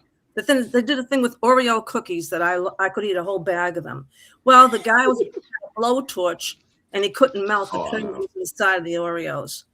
So this is my pet peeve, is our environment. Clean up America. I don't care about Ukraine and Israel and everybody else. Clean up our country so we can have better tasting food for our children, our grandchildren, and vice versa. Because we're not going to have a planet left with allowing Gates to make fake butter, allowing him because the cows are giving off gas. Come on. I don't know where we come up with that one. And then injecting our beehives with Lamurna. There was a whole thing on the news about bees dying last week, and we need the bees to pollinate all our food. So I don't really care about politics anymore, and I've read enough about all these politicians. None of them are innocent. They're all filthy dogs with the pedophile shit. And that goes all the way up to Bush Sr. I probably should have names and all. And who knows with Trump? If he's got Jared Kushner for his son-in-law, don't you think he knows what's going on? Yes, I agree with Gail 1,000%. I love Gail. Yep. Well, Jared Kushner is the big, huge guy. As far as the Bible prophecies goes, we haven't seen the peace and security yet fulfilled. And Trump's working on that. And then wait till the Antichrist comes on stage with Mr. Jared Kushner ushering him in. If you don't believe Jared Kushner is an evil person and diabolical. Well, he's going to build that high-tech city in Gaza. Well, I got news for him. God made it clear, and you can look this up yourself. Look up Gaza in the Bible. God said no one's going to inhabit Gaza. That's his country. No one's building anything on there. Just like with the Hanging Gardens with Saddam Hussein. He tried to rebuild the Hanging Gardens, and he couldn't for the life of him. And that was another score one for the Bible. There's 52 facts that prove the Bible is correct. And that's, I'm sorry, I don't mean to be on a rampage, but I'm so upset about our food and our water and our meat and where are we getting it? Where are we getting these sources from? I bought a corned beef from this reputable farmer Dan, whatever he is on Facebook. Well, when I cooked that corned beef, it bled like after I boiled it for several hours, it still boiled. I mean, it still bled unbelievable. So you're going to tell me that's real meat I just boiled? Because my friend works in a restaurant. She said they put red dye in a lot of the meat they served you. I goes, I'm never going in your restaurant again as long as I live, but I'll shut up now. I just wanted to put my 2 cents in and I'll shut up. So let me ask you a question. Don't buy meat from Walmart. Walmart actually dyes their meat with red dye. Oh, it does? Yeah, thank you. Thank you. Yeah. I don't shop there anyway. Yeah. When I moved out of the US, my body did a full detox for 2 months because of all the stuff. And it's interesting too, because like you mentioned, like Bill Gates and fake butter and all the cows. Here in Mongolia, we have 3 million people. We have 77 million cattle. He's not saying anything about us. No. Wow. So to go, all right, so I had a thought here. Gail, first off, loved everything you said. You said so much. We could have done an episode on each thing you said. But let's go back to the bigger picture of things. Why is this being done to, I'm asking, why is this being done to our food? What's the bigger picture of why this stuff is being done to our food? What do you guys think? Making America make money. Kill people and big pharma. Get rid of them. They're going to get rid of them. I hope you know that America's going to be going bye-byes pretty soon. I hope you know that. Okay. Who is behind all that? The 300 elite guys at the top. You don't know who they are, but it's a 300 men's club, it's called. And you can do some research on them. As a matter of fact, I wrote this down. Albert Pike, in 1871, he wrote a letter. It's in the British Museum. Did you know who he is? I know exactly what you're talking about. And he talked about the 3 world wars. Plan for World War III, August 15, 1871. Exactly. Thank you both. Yep, he did. Yeah. And he said, unfortunately, they say that. But what I'm saying here is all this stuff that has been going on, not just here in the United States, but across the world. It's all been planned out to bring about depopulation of the globe, force everybody into submission to where the governments are controlling their activities, they're controlling their money, controlling the way they live, how they live, everything. That is a push toward this one world government. And I think that because the humans, that their whole idea was to depopulate people, then you have the AI come in to where that replaces the people to do the work that they need to have done for themselves. I'm talking about the elite. I personally believe that that's not going to happen, that's going to completely fail. I'm more optimistic than some others are, but going back to this email, she asked the question, should we be fearful? I'm not scared, but it's something people should consider because fear causes suffering. No need to suffer if there is nothing to be fearful about. And so when I hear all these things that, a lot of stuff that Gail mentioned, when you mention it to folks that aren't really paying attention to things, that creates fear in them. They don't know how to act.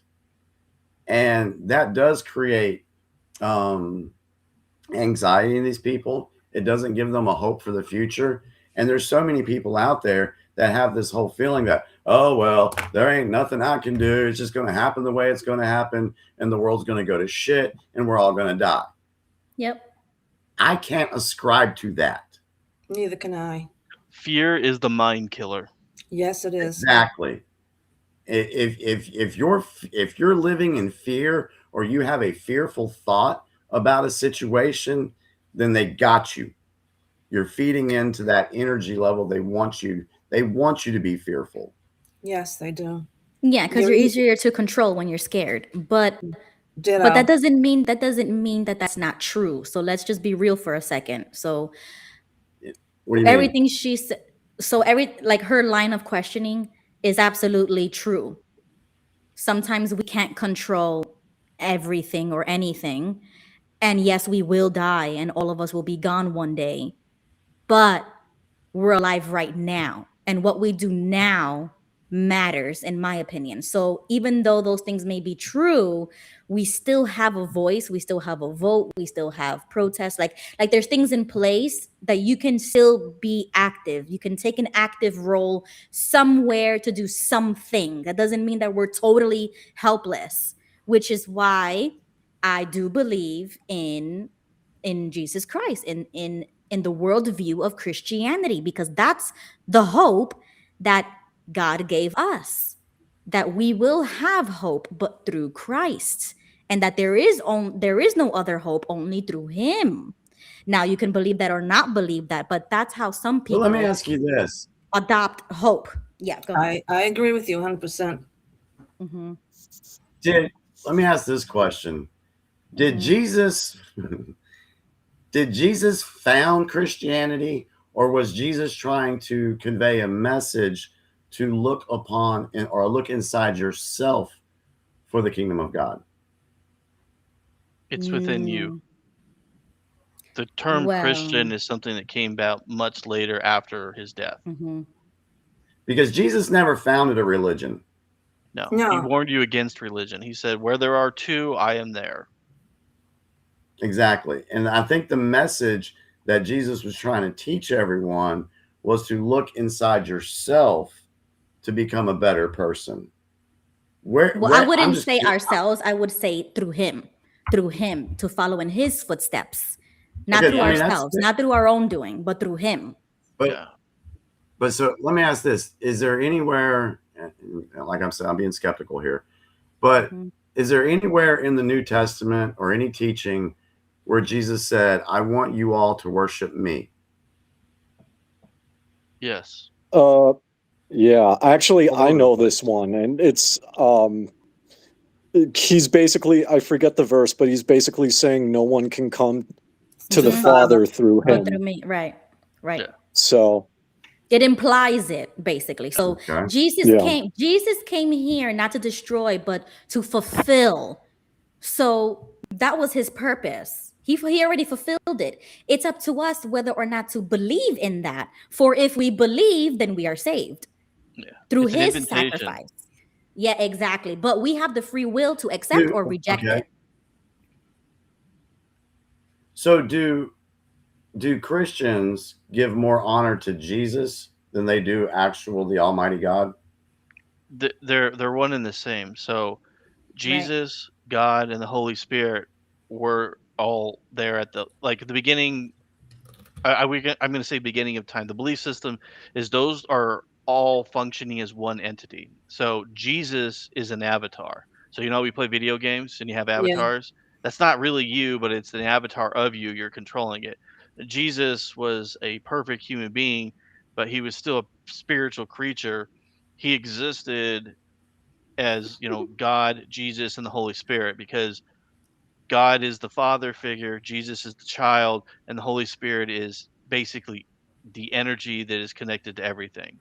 So we know that matter and energy, energy cannot be removed. It can only be changed and altered, right? That's a law of physics. And well, real quick, I have to correct. Bo may believe that. I don't know if you're still inquiring, but the Christian, let me see how to explain it. It's basically Christendom. Exactly, the Trinity. So the Father, the Godhead, the Son, and the Holy, they're all one. So the Holy Spirit is not just some force. Okay, we don't ascribe to that heresy. We do believe that that is a part of God. So they all function within all three as one. So Jesus's purpose was to fulfill that sacrifice by dying on the cross. But it's up to us to accept that gift. Would that be considered put a our blood faith in him. sacrifice? I disagree. Yes. I believe that God, His Son, and the Holy Spirit are three different entities, because Jesus always gave credit to His Father, and He didn't pray to Himself for 40 days. He wasn't out in the Garden of Gethsemane praying to Himself. He was praying to His Heavenly Father, and He never used Jehovah in the New Testament. It was always our Father. He always referred to Him as our Father, and He always gave His Father credit. He even said, "My feet, sandals aren't worthy of," I don't know how it goes, but something about Right. Him not being worthy enough to walk in His Father's sandals. But no, to me, they're three different entities, and I believe Jesus is coming. So I don't believe in the Trinity. I never did. Okay, so let me ask y'all this. Okay, so for one, I'm going to address something in the comments. I'm not converting. I'm just asking questions. I'm just throwing things out there. Yeah, I saw that. That's why I was chuckling earlier. I did have a point real quick. Go ahead, I Dave. did have a point real quick. Yeah, so like, should we be fearful? I would agree, no. I would also go as far to say there's nothing really to be afraid of, right? Because Gail talked a lot about AI.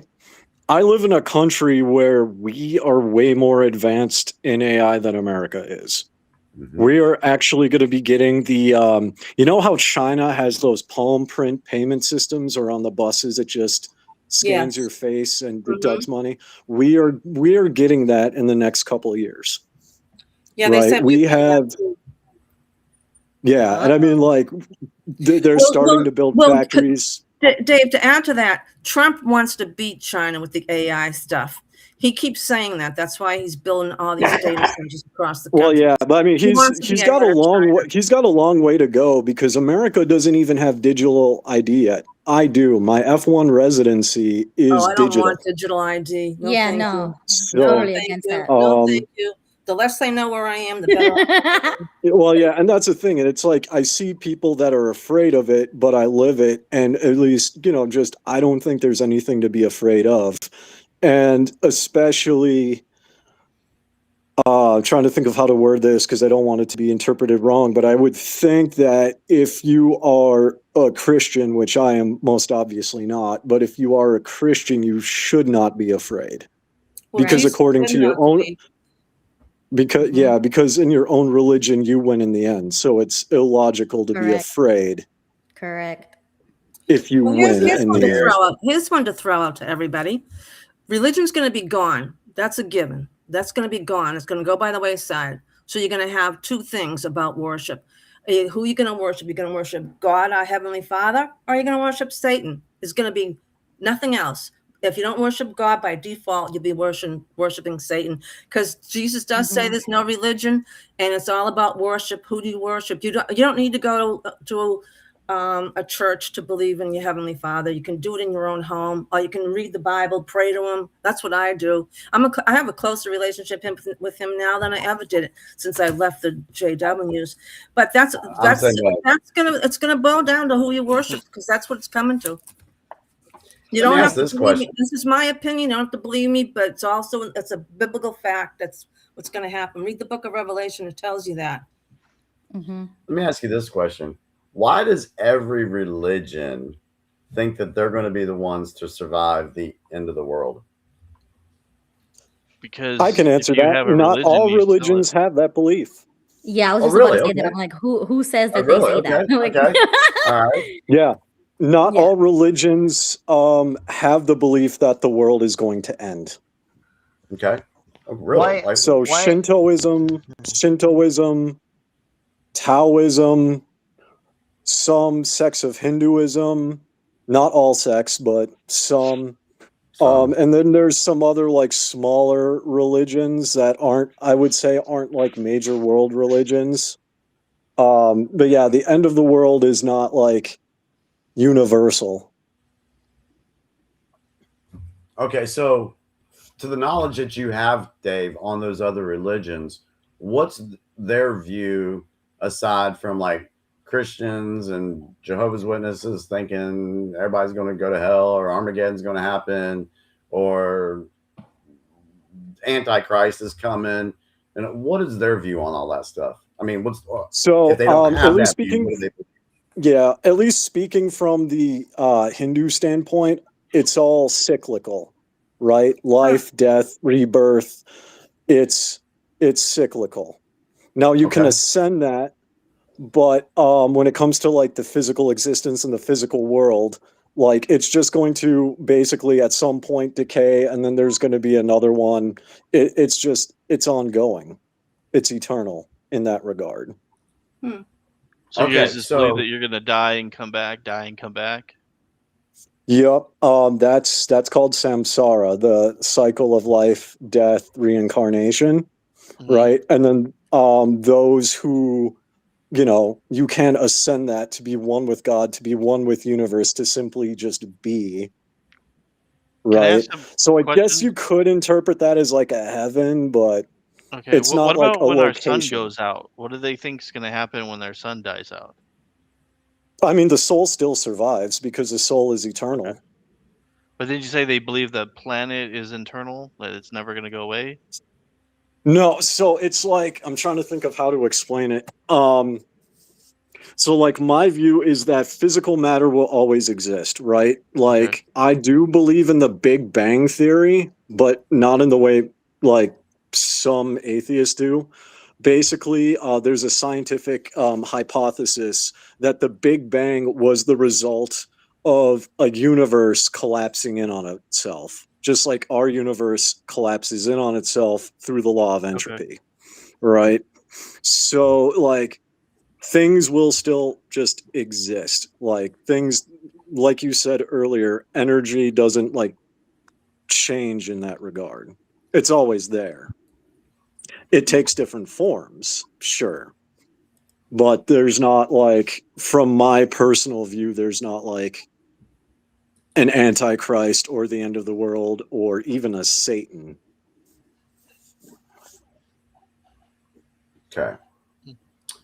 But the last point to your email, Jimmy, is that regardless of what we believe or don't believe in, that's just our human nature to want to believe in something, to put our faith in something, to cope. Like that's how we cope as humans. So the bottom line, in my opinion, is where are you going to put that faith? Where are you going to put that cope? A lot of people put it into politics. A lot of people put it into a religious belief. A lot of people just want to help their community and just volunteer or whatever the case may be. But in my opinion, people do that thinking that if I do this, this is what's going to get me into heaven or whatever. Because they believe in how we used to as XJWs, that if we did an X amount of hours, we're going to go to paradise. Or if we did this. And it's like, that's not a way to live either. So it has to be a balance. And that is a journey that everybody has to go on their own to figure out, how does that work for you? How do you interpret that for yourself without indoctrination, without being forced, without the propaganda? It's like without all of this noise, where are you going to find that white pill? Because that's what we're all looking for. So that's my last point to her. What do y'all think about this? Do you think people out there, not everybody, but some people worry more about the future as far as where they go when they die, heaven and all that? Do you think they focus more on that than they do actually living in the present? Yep. I would say a lot of people do. And I think that that's a common trait with cults. It is And a lot of common. Christian, I wouldn't say they're truly Christian, but a lot of make-believe Christian groups, or to say they're in that category, they're focused on like, oh, okay, I got to do what I'm doing now is only because of what I'm going to get in this future. And instead of being like, okay, my job is to preach the word right here and now, they're like, well, my job is to go pass pamphlets out, clean this kingdom hall or this temple and that's what I do all day because I get my reward by doing these works. Right. No, They're that's just not the way. So wasting their what? time. So how much do we lose by not living in the present? Everything. Well, we lose a ton. We lose so much a ton when we are just wait for the afterlife and not enjoying the present. You know, I know it's okay to have faith in something and look forward to something. Absolutely, it's good to. But if someone's focus is completely on that and ignoring the present, I think they are doing themselves a disservice for themselves and for their soul, in my opinion. Absolutely, I agree on that. If everybody was like, I "Hey, agree I'm with going to that do too. nothing," sorry. Oh, I was just saying that. Yeah, I would agree with that too. I'm not worried about the afterlife. I've never believed in hope personally. It's always to me it's like wishful thinking, right? I mean, how many people do you hear say, "Oh, I hope I win the lottery. I hope I find a husband. I hope I find a wife." Right? It's just wishful thinking. It doesn't accomplish anything. It doesn't do anything. And that's a nice point right there, Diamond Dave. It is. But there's nothing wrong with hoping for whatever in the future with marriage and all that good stuff. Nothing wrong with that. But you got a point. No, I don't think anything's wrong with it. Personally, instead of just wasting energy on hoping, I'd rather just work toward that. Yeah, great. yeah, I Good feel the same way thinking. too. Was there any other question? Yeah, there's go one ahead, more. Bo.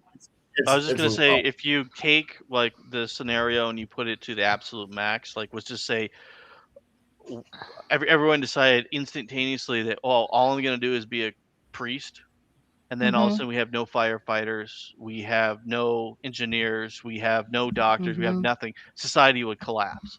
So if you went to that extreme, if everyone went to that extreme, everyone would collapse and everyone would die. Right. There'd be no farmers, there'd be no food. Right. Oh, but one last point is that even if you do subscribe to a religious type of hope, that doesn't mean you just forget about your country, community, etc. Like I believe in both. I believe in my Christianity, but I also do believe in my country. So I take it as a responsibility, even more so as a Christian, to vote and vote accordingly. So you guys have heard me since day one talk about this. In terms of faith, but also with politics, because I do believe that the two matter and they do mix, and it's important to safeguard that in our country. So when you go to vote as a Christian, you're not going to vote for pro-choice or pro-abortion, for example, right? As a Christian, you're going to vote pro-life. You're going to be proactive, etc. Right? It's like, so it matters. It to me, in my opinion, it does matter that when you take your belief system or whatever it may be, philosophy, it could be whatever. When you go into that voting booth, it means everything. So, and then that's why I take it seriously, because I'm like, if we put the two and two together, how much better of a country can we have? And in my worldview, in my opinion, I believe our country would be way better.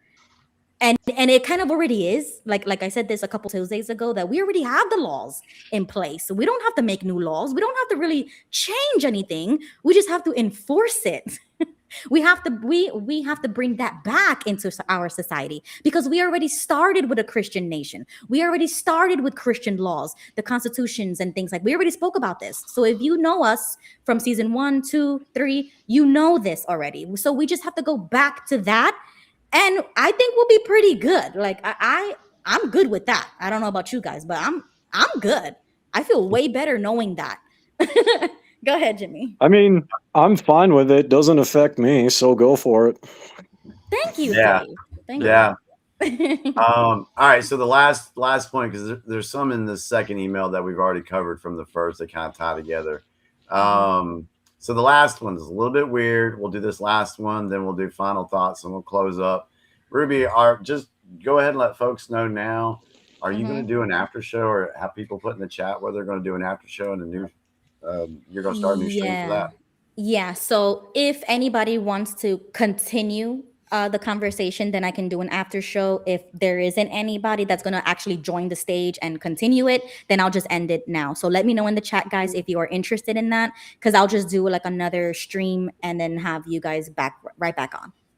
Yeah, and I'll just let you guys know, I'm usually like to stay on until 12:30, but with this company that I'm working on right now, I have 100 employees that I've had to see in the last 2 weeks. Wow. Actually, 6 days is all I've had. And I got appointment tomorrow and Thursday, and I'll be done with them. So I'll be back, to stay on late. But let's shift gears just here for a second. Ask this question. She says, this question may sound weird, but are we entering the fifth dimension? No. The Twilight Zone? No. What happened to 1, 2, 3, 4? Like, I don't understand that question. Technically, okay, if you want to talk in those terms, we've been in a third dimension reality, and 3D reality, and it has been said that because of a lot of people waking up and looking at things a lot differently than they have in decades, that there are some folks that may be ascending to 5D consciousness. Okay, so this is out of my realm. Yeah, so I can answer this. That's too deep for me. That's way too deep. Okay, short answer, and I'm gonna keep this very simple because this is a lot in line with like Eastern religion as well as what like Christians consider like New Age or occult. Short answer is no. You are not entering 5D consciousness because you are alive. Yes, your thank soul you. has not left your body. Right. That's how you know. If your soul is in your body, then no, you're not entering the the fifth dimensional consciousness. Now you do that when you astral project, right? But you're not you don't like stay there because you have a body. Thank you for that. Okay, that's a good explanation. Yeah, that was a really great answer. All right. Yeah, that is a much deeper subject to go into, because they talk about a 6D consciousness, even up to a 12D consciousness. And But the consciousness, like, what does that mean? Like, does that mean like is it spiritual or is it your? It's like a state of being. Like the easiest way to put it is like a state of being for the soul, right? And there are different books by different like gurus of either Hindu descent or even in Buddhism and other beliefs. Like when it comes to like, you might have heard people talk about vibrations, right? Like how people in the New Age movement want to elevate their vibrations. They are ascending to different planes of existence, or they're trying to anyway. So that's what that is referring to. Okay, so then yes, I would agree that's demonic in a sense. Like if we're looking at it through like my opinion, then I would be like, yeah, no, I wouldn't even entertain that because you're not in control anymore. In my opinion, like to be in control, you're here, like you're like what Dave said, you're alive, you're here. This is reality. Anything other than that, that's why I don't believe in like smoking weed and stuff like that, is because I believe, this is just my opinion, people use those types of things to warp your mind and to try to do exactly what Dave was explaining. And I don't agree with that. We should always be in control and in this conscious. Yeah, you don't need fifth degree. Just the because last I've thing always about been that. taught that fifth degree, it would be a consciousness that has all knowledge. Okay. Yeah, Go ahead, and that's basically like depending on your religion or your interpretation of spirituality, typically that means you are dead because your soul is not inside your body. It is like everywhere simultaneously, and therefore you have that knowledge. Oh, then hell no. No, if I'm dead, I want my soul in heaven. Hell no. I don't want to be floating. I don't want to be in limbo. No. And I don't want to be in hell either. So hell no. Well, you're not going to know when you're dead. I was going to say, how would you know? Well, Well, if you're a because- Christian, though, you only believe in 3 levels. Well, you would know. I mean, Right. You would know because we don't believe. Sorry, I keep saying we. I don't believe that when you die in your physical body that your soul is sleeping. I don't believe in that. I do believe, like Dave said, the soul is eternal. Oh, yeah, your soul so I moves do on, believe yeah. that our soul, once it leaves our body, we will still be conscious, but in that dimension, right? If that makes sense. Like we would be in a soul spirit. We wouldn't have a physical body, but your soul is very much conscious of what's happening and where you're going. well, yeah, and even when you look at like medically documented near-death experiences where people have been clinically dead on the table or even brain dead, they knew they were dead, and they were watching like the surgeons like actually work on their body, and they would be able to say, "So right you there. know, That's you wild. know." Yeah, of course. And I believe that now. So that's crazy to think that about 5-6 years ago, I didn't believe in that. And I was black-pilled and depressed and I was anxious and I went through it. And then after I revisited Christianity and my belief system, I regained that hope and I am no longer fearful of that. So exactly what Dave was saying before, I agree 1,000%. So some of us have had that experience. Go ahead, Johnny.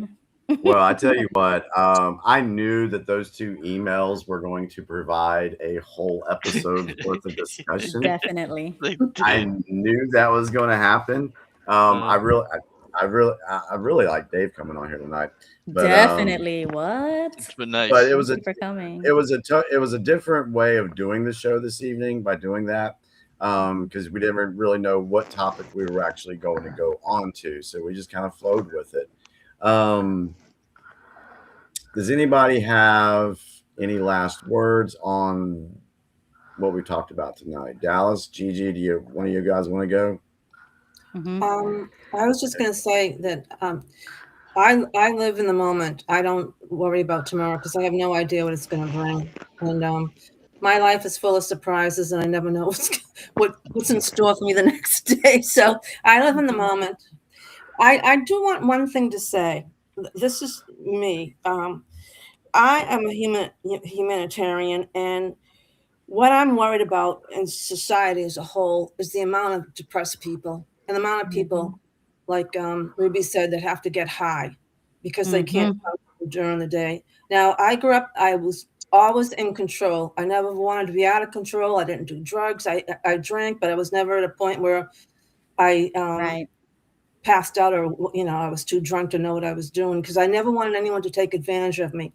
That being said, what's going on today with the high suicide rate is disturbing to me. And so you guys probably don't care about all this stuff like I do because I was in the field for so long. But the crime rate in America is the largest in the whole world. The broken down family is another problem. The kids don't know what they are today, and they get and the mindset that they use on our children. To me, is I wish I was a young mother today, because boy, was I advocate for all the kids today. But I think we can all do our part in society. We can, start informing ourselves, educate ourselves.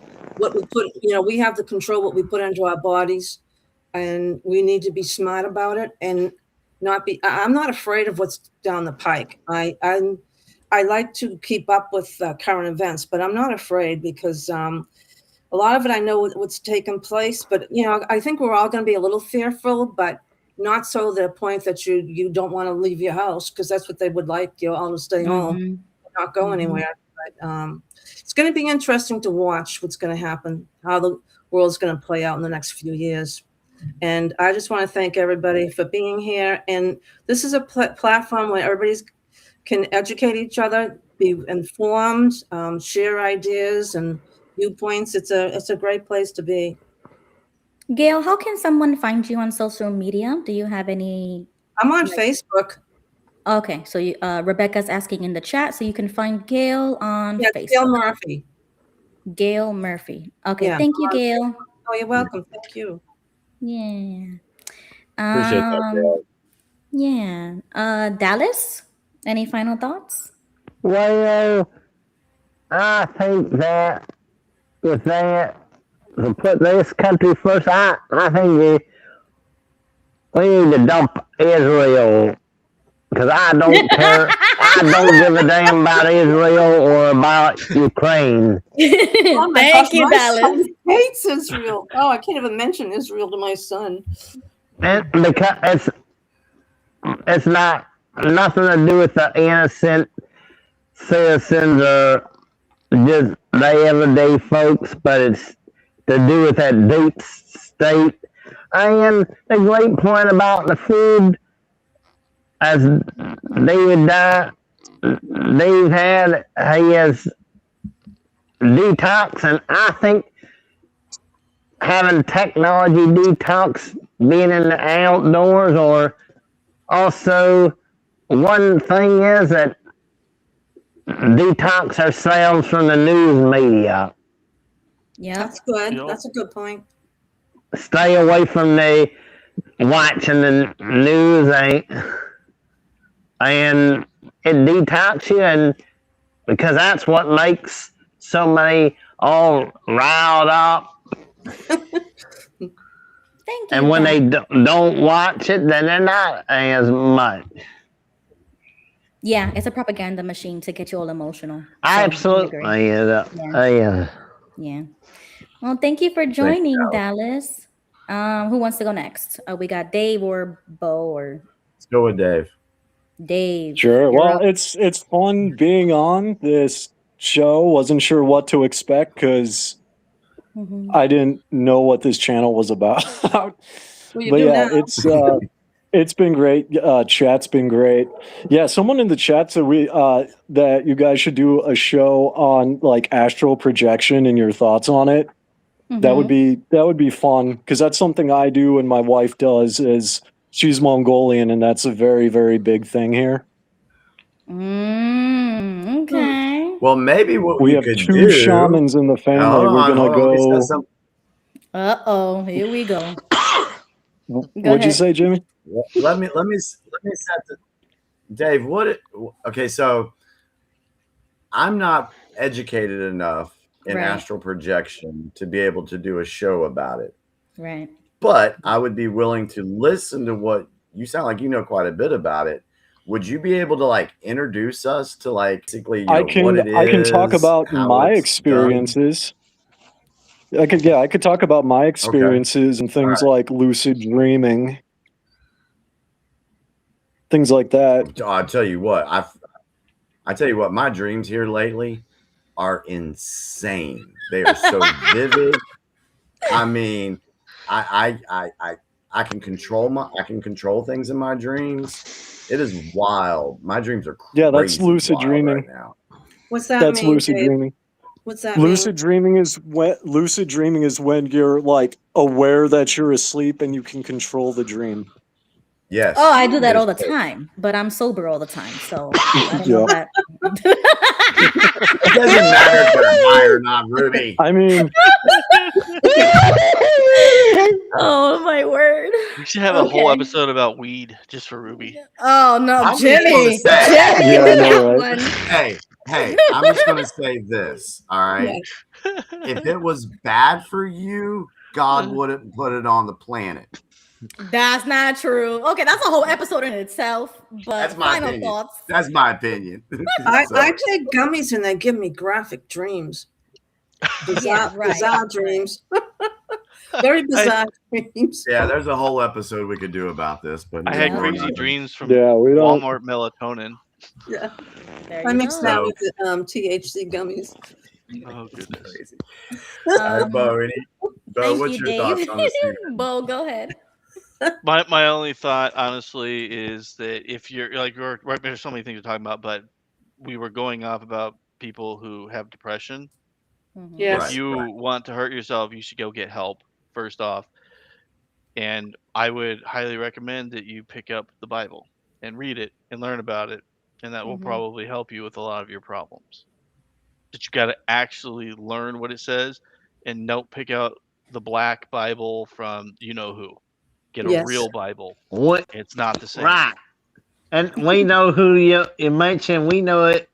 What we know it's that evil cult known as a Watchtower. Don't read Messianic Bibles. That's Don't what I should have said. There you don't go. read I'm done. That's what I have Watchtower to say. material either. Bo. Yeah. We don't need to read the Devil's Bible. That's probably That's right. That's that because we know the Watchtower is operated by Satan the devil. I like Thank that. you, Dallas. I agree 1,000%. Oh my Appreciate word. that. Go ahead, Jimmy. All right. So, for information purposes, if you are someone who is struggling with your mental health, or you're having thoughts of, y'all know what, dial 988. There's a suicide hotline. Yeah. You can call it. You can talk to somebody. If you don't want to talk to somebody, you can actually text 988 and have somebody talk with you as well. So just throwing that out there for folks that didn't know that. That's a very, very nice thing to have out there available for folks. Thank you, Jimmy. I think you're welcome. And I think in regards to what Gail was talking about, the high rate, I think what has happened is a lot of people have given up hope for the future. They've given up hope on themselves. They feel like they're stressed. There's no end in sight. And they just think that that's just the easiest way out. And for some, it is. Okay. I mean, I can't control what people do in their lives. I don't want to see something like that happen. So if you know somebody in your life that may be struggling or having problems, maybe try to do something for them, because you might be that person that they've been praying about seeking help from. You never know. So that's something to think about. I do know that the title of the show tonight was The Watchtower is Deep State. We kind of went a little bit all over the place and didn't really focus on that. But I think our panel, our viewers, they know how we feel about Watchtower being part of the deep state. We'll get into more of that later on if we need to, about Deep State 101. But we know they're a propaganda arm of the globalist agenda. We know that. And so I could run a list of many different things to where they're comparable to with the way the deep state operates. It's just, they're using the same playbook. And to that point, I think the Mormons kind of do it too. Correct me if I'm wrong, Dave. No, there's a lot.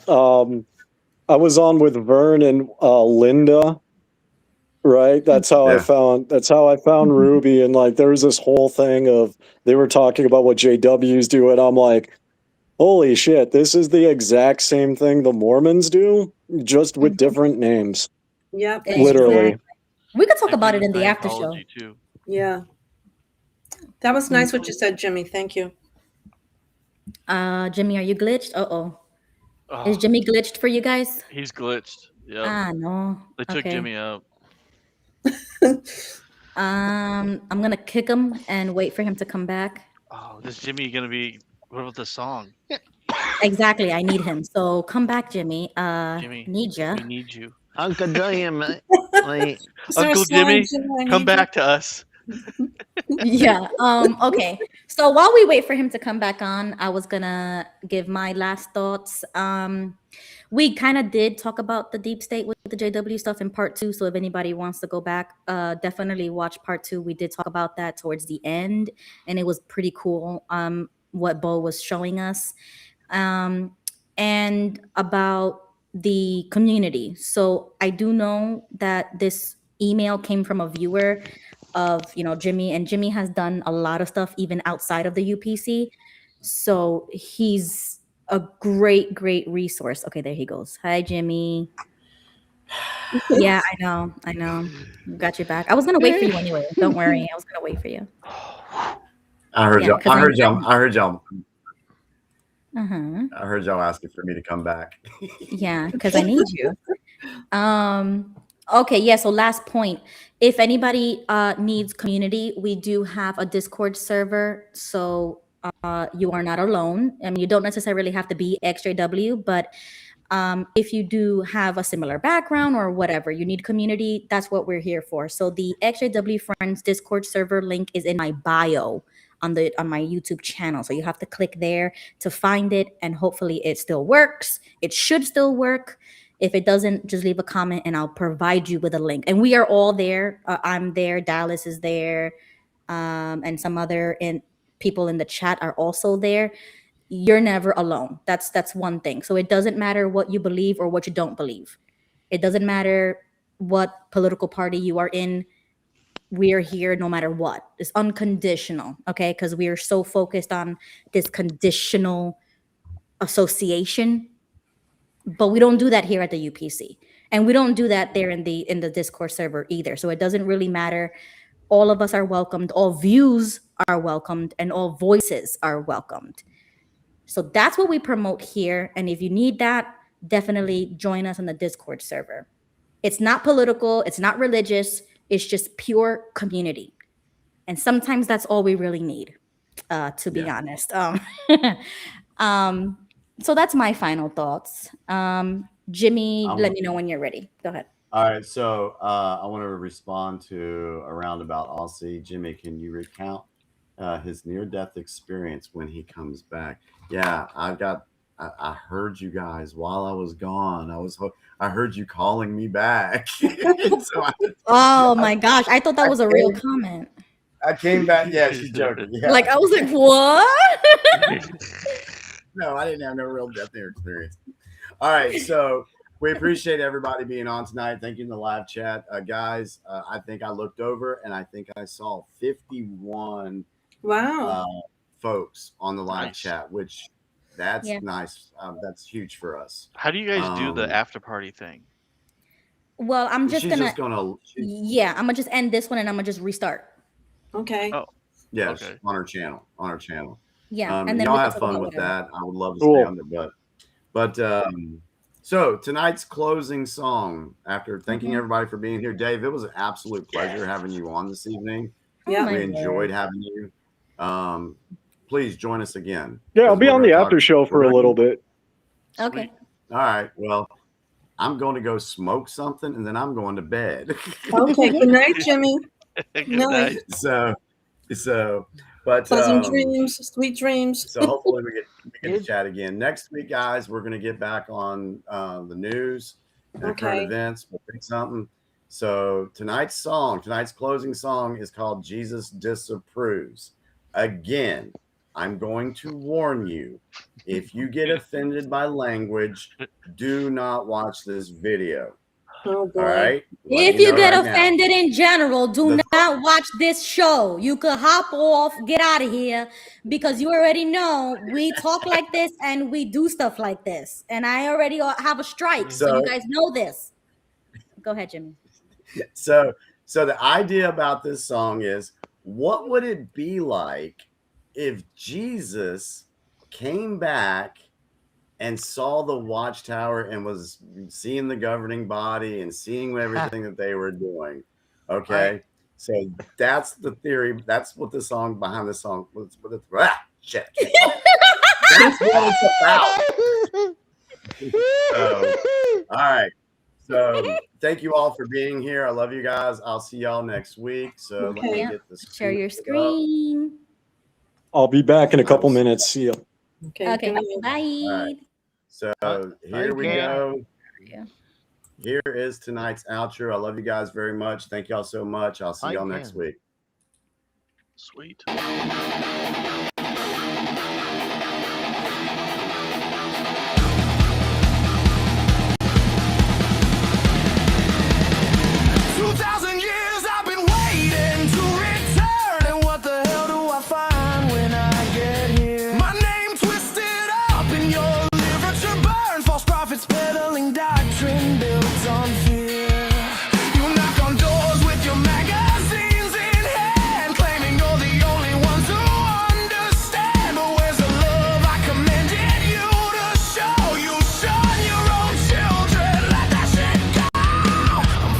Tables, I'm burning towers down. Your watchtower's crumbling to the goddamn ground. You said no blood, let children die in vain. I'm here to tell you that's not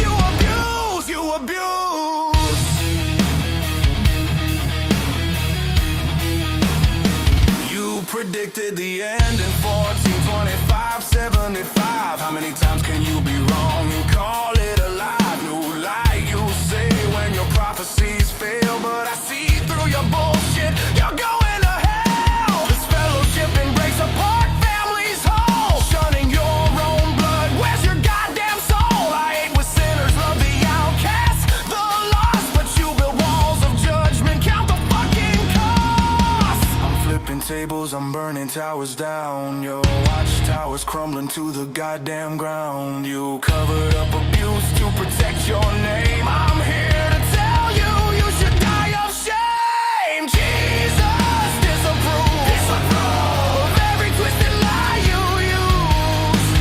Jesus disapproves. I'm taking back the truth you abuse.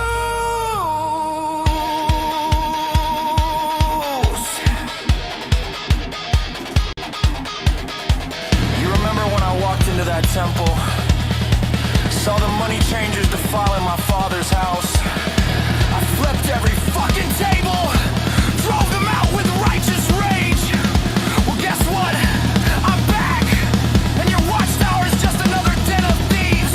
Printing presses running lies, protection rackets for predators, governing bodies playing God, while crushing the broken. I'm flipping your table too.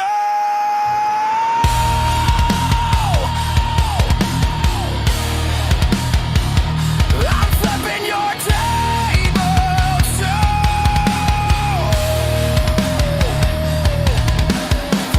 4,000 going to heaven, you preach, but I said my father's house has room for each. You put a number on salvation's door. That's not the gospel, that's not what I died for. No birthdays, no holidays, no blood to save a life. You've legislated misery, manufactured strife. I came to bring abundance, freedom, grace. Not your cold, dead religion, I spit in your face. I'm flipping tables, burning towers down. Your watchtower's crumbling to the goddamn ground. You use my name to build your empire of pain. I'm here to tell you you're going down in flames. Jesus disapproves of every twisted lie you use. Jesus disapproves. I'm taking back the truth you abuse. Jesus disapproves. Your Pharisee bullshit I refuse. Jesus disapproves. The real Christ is coming for you.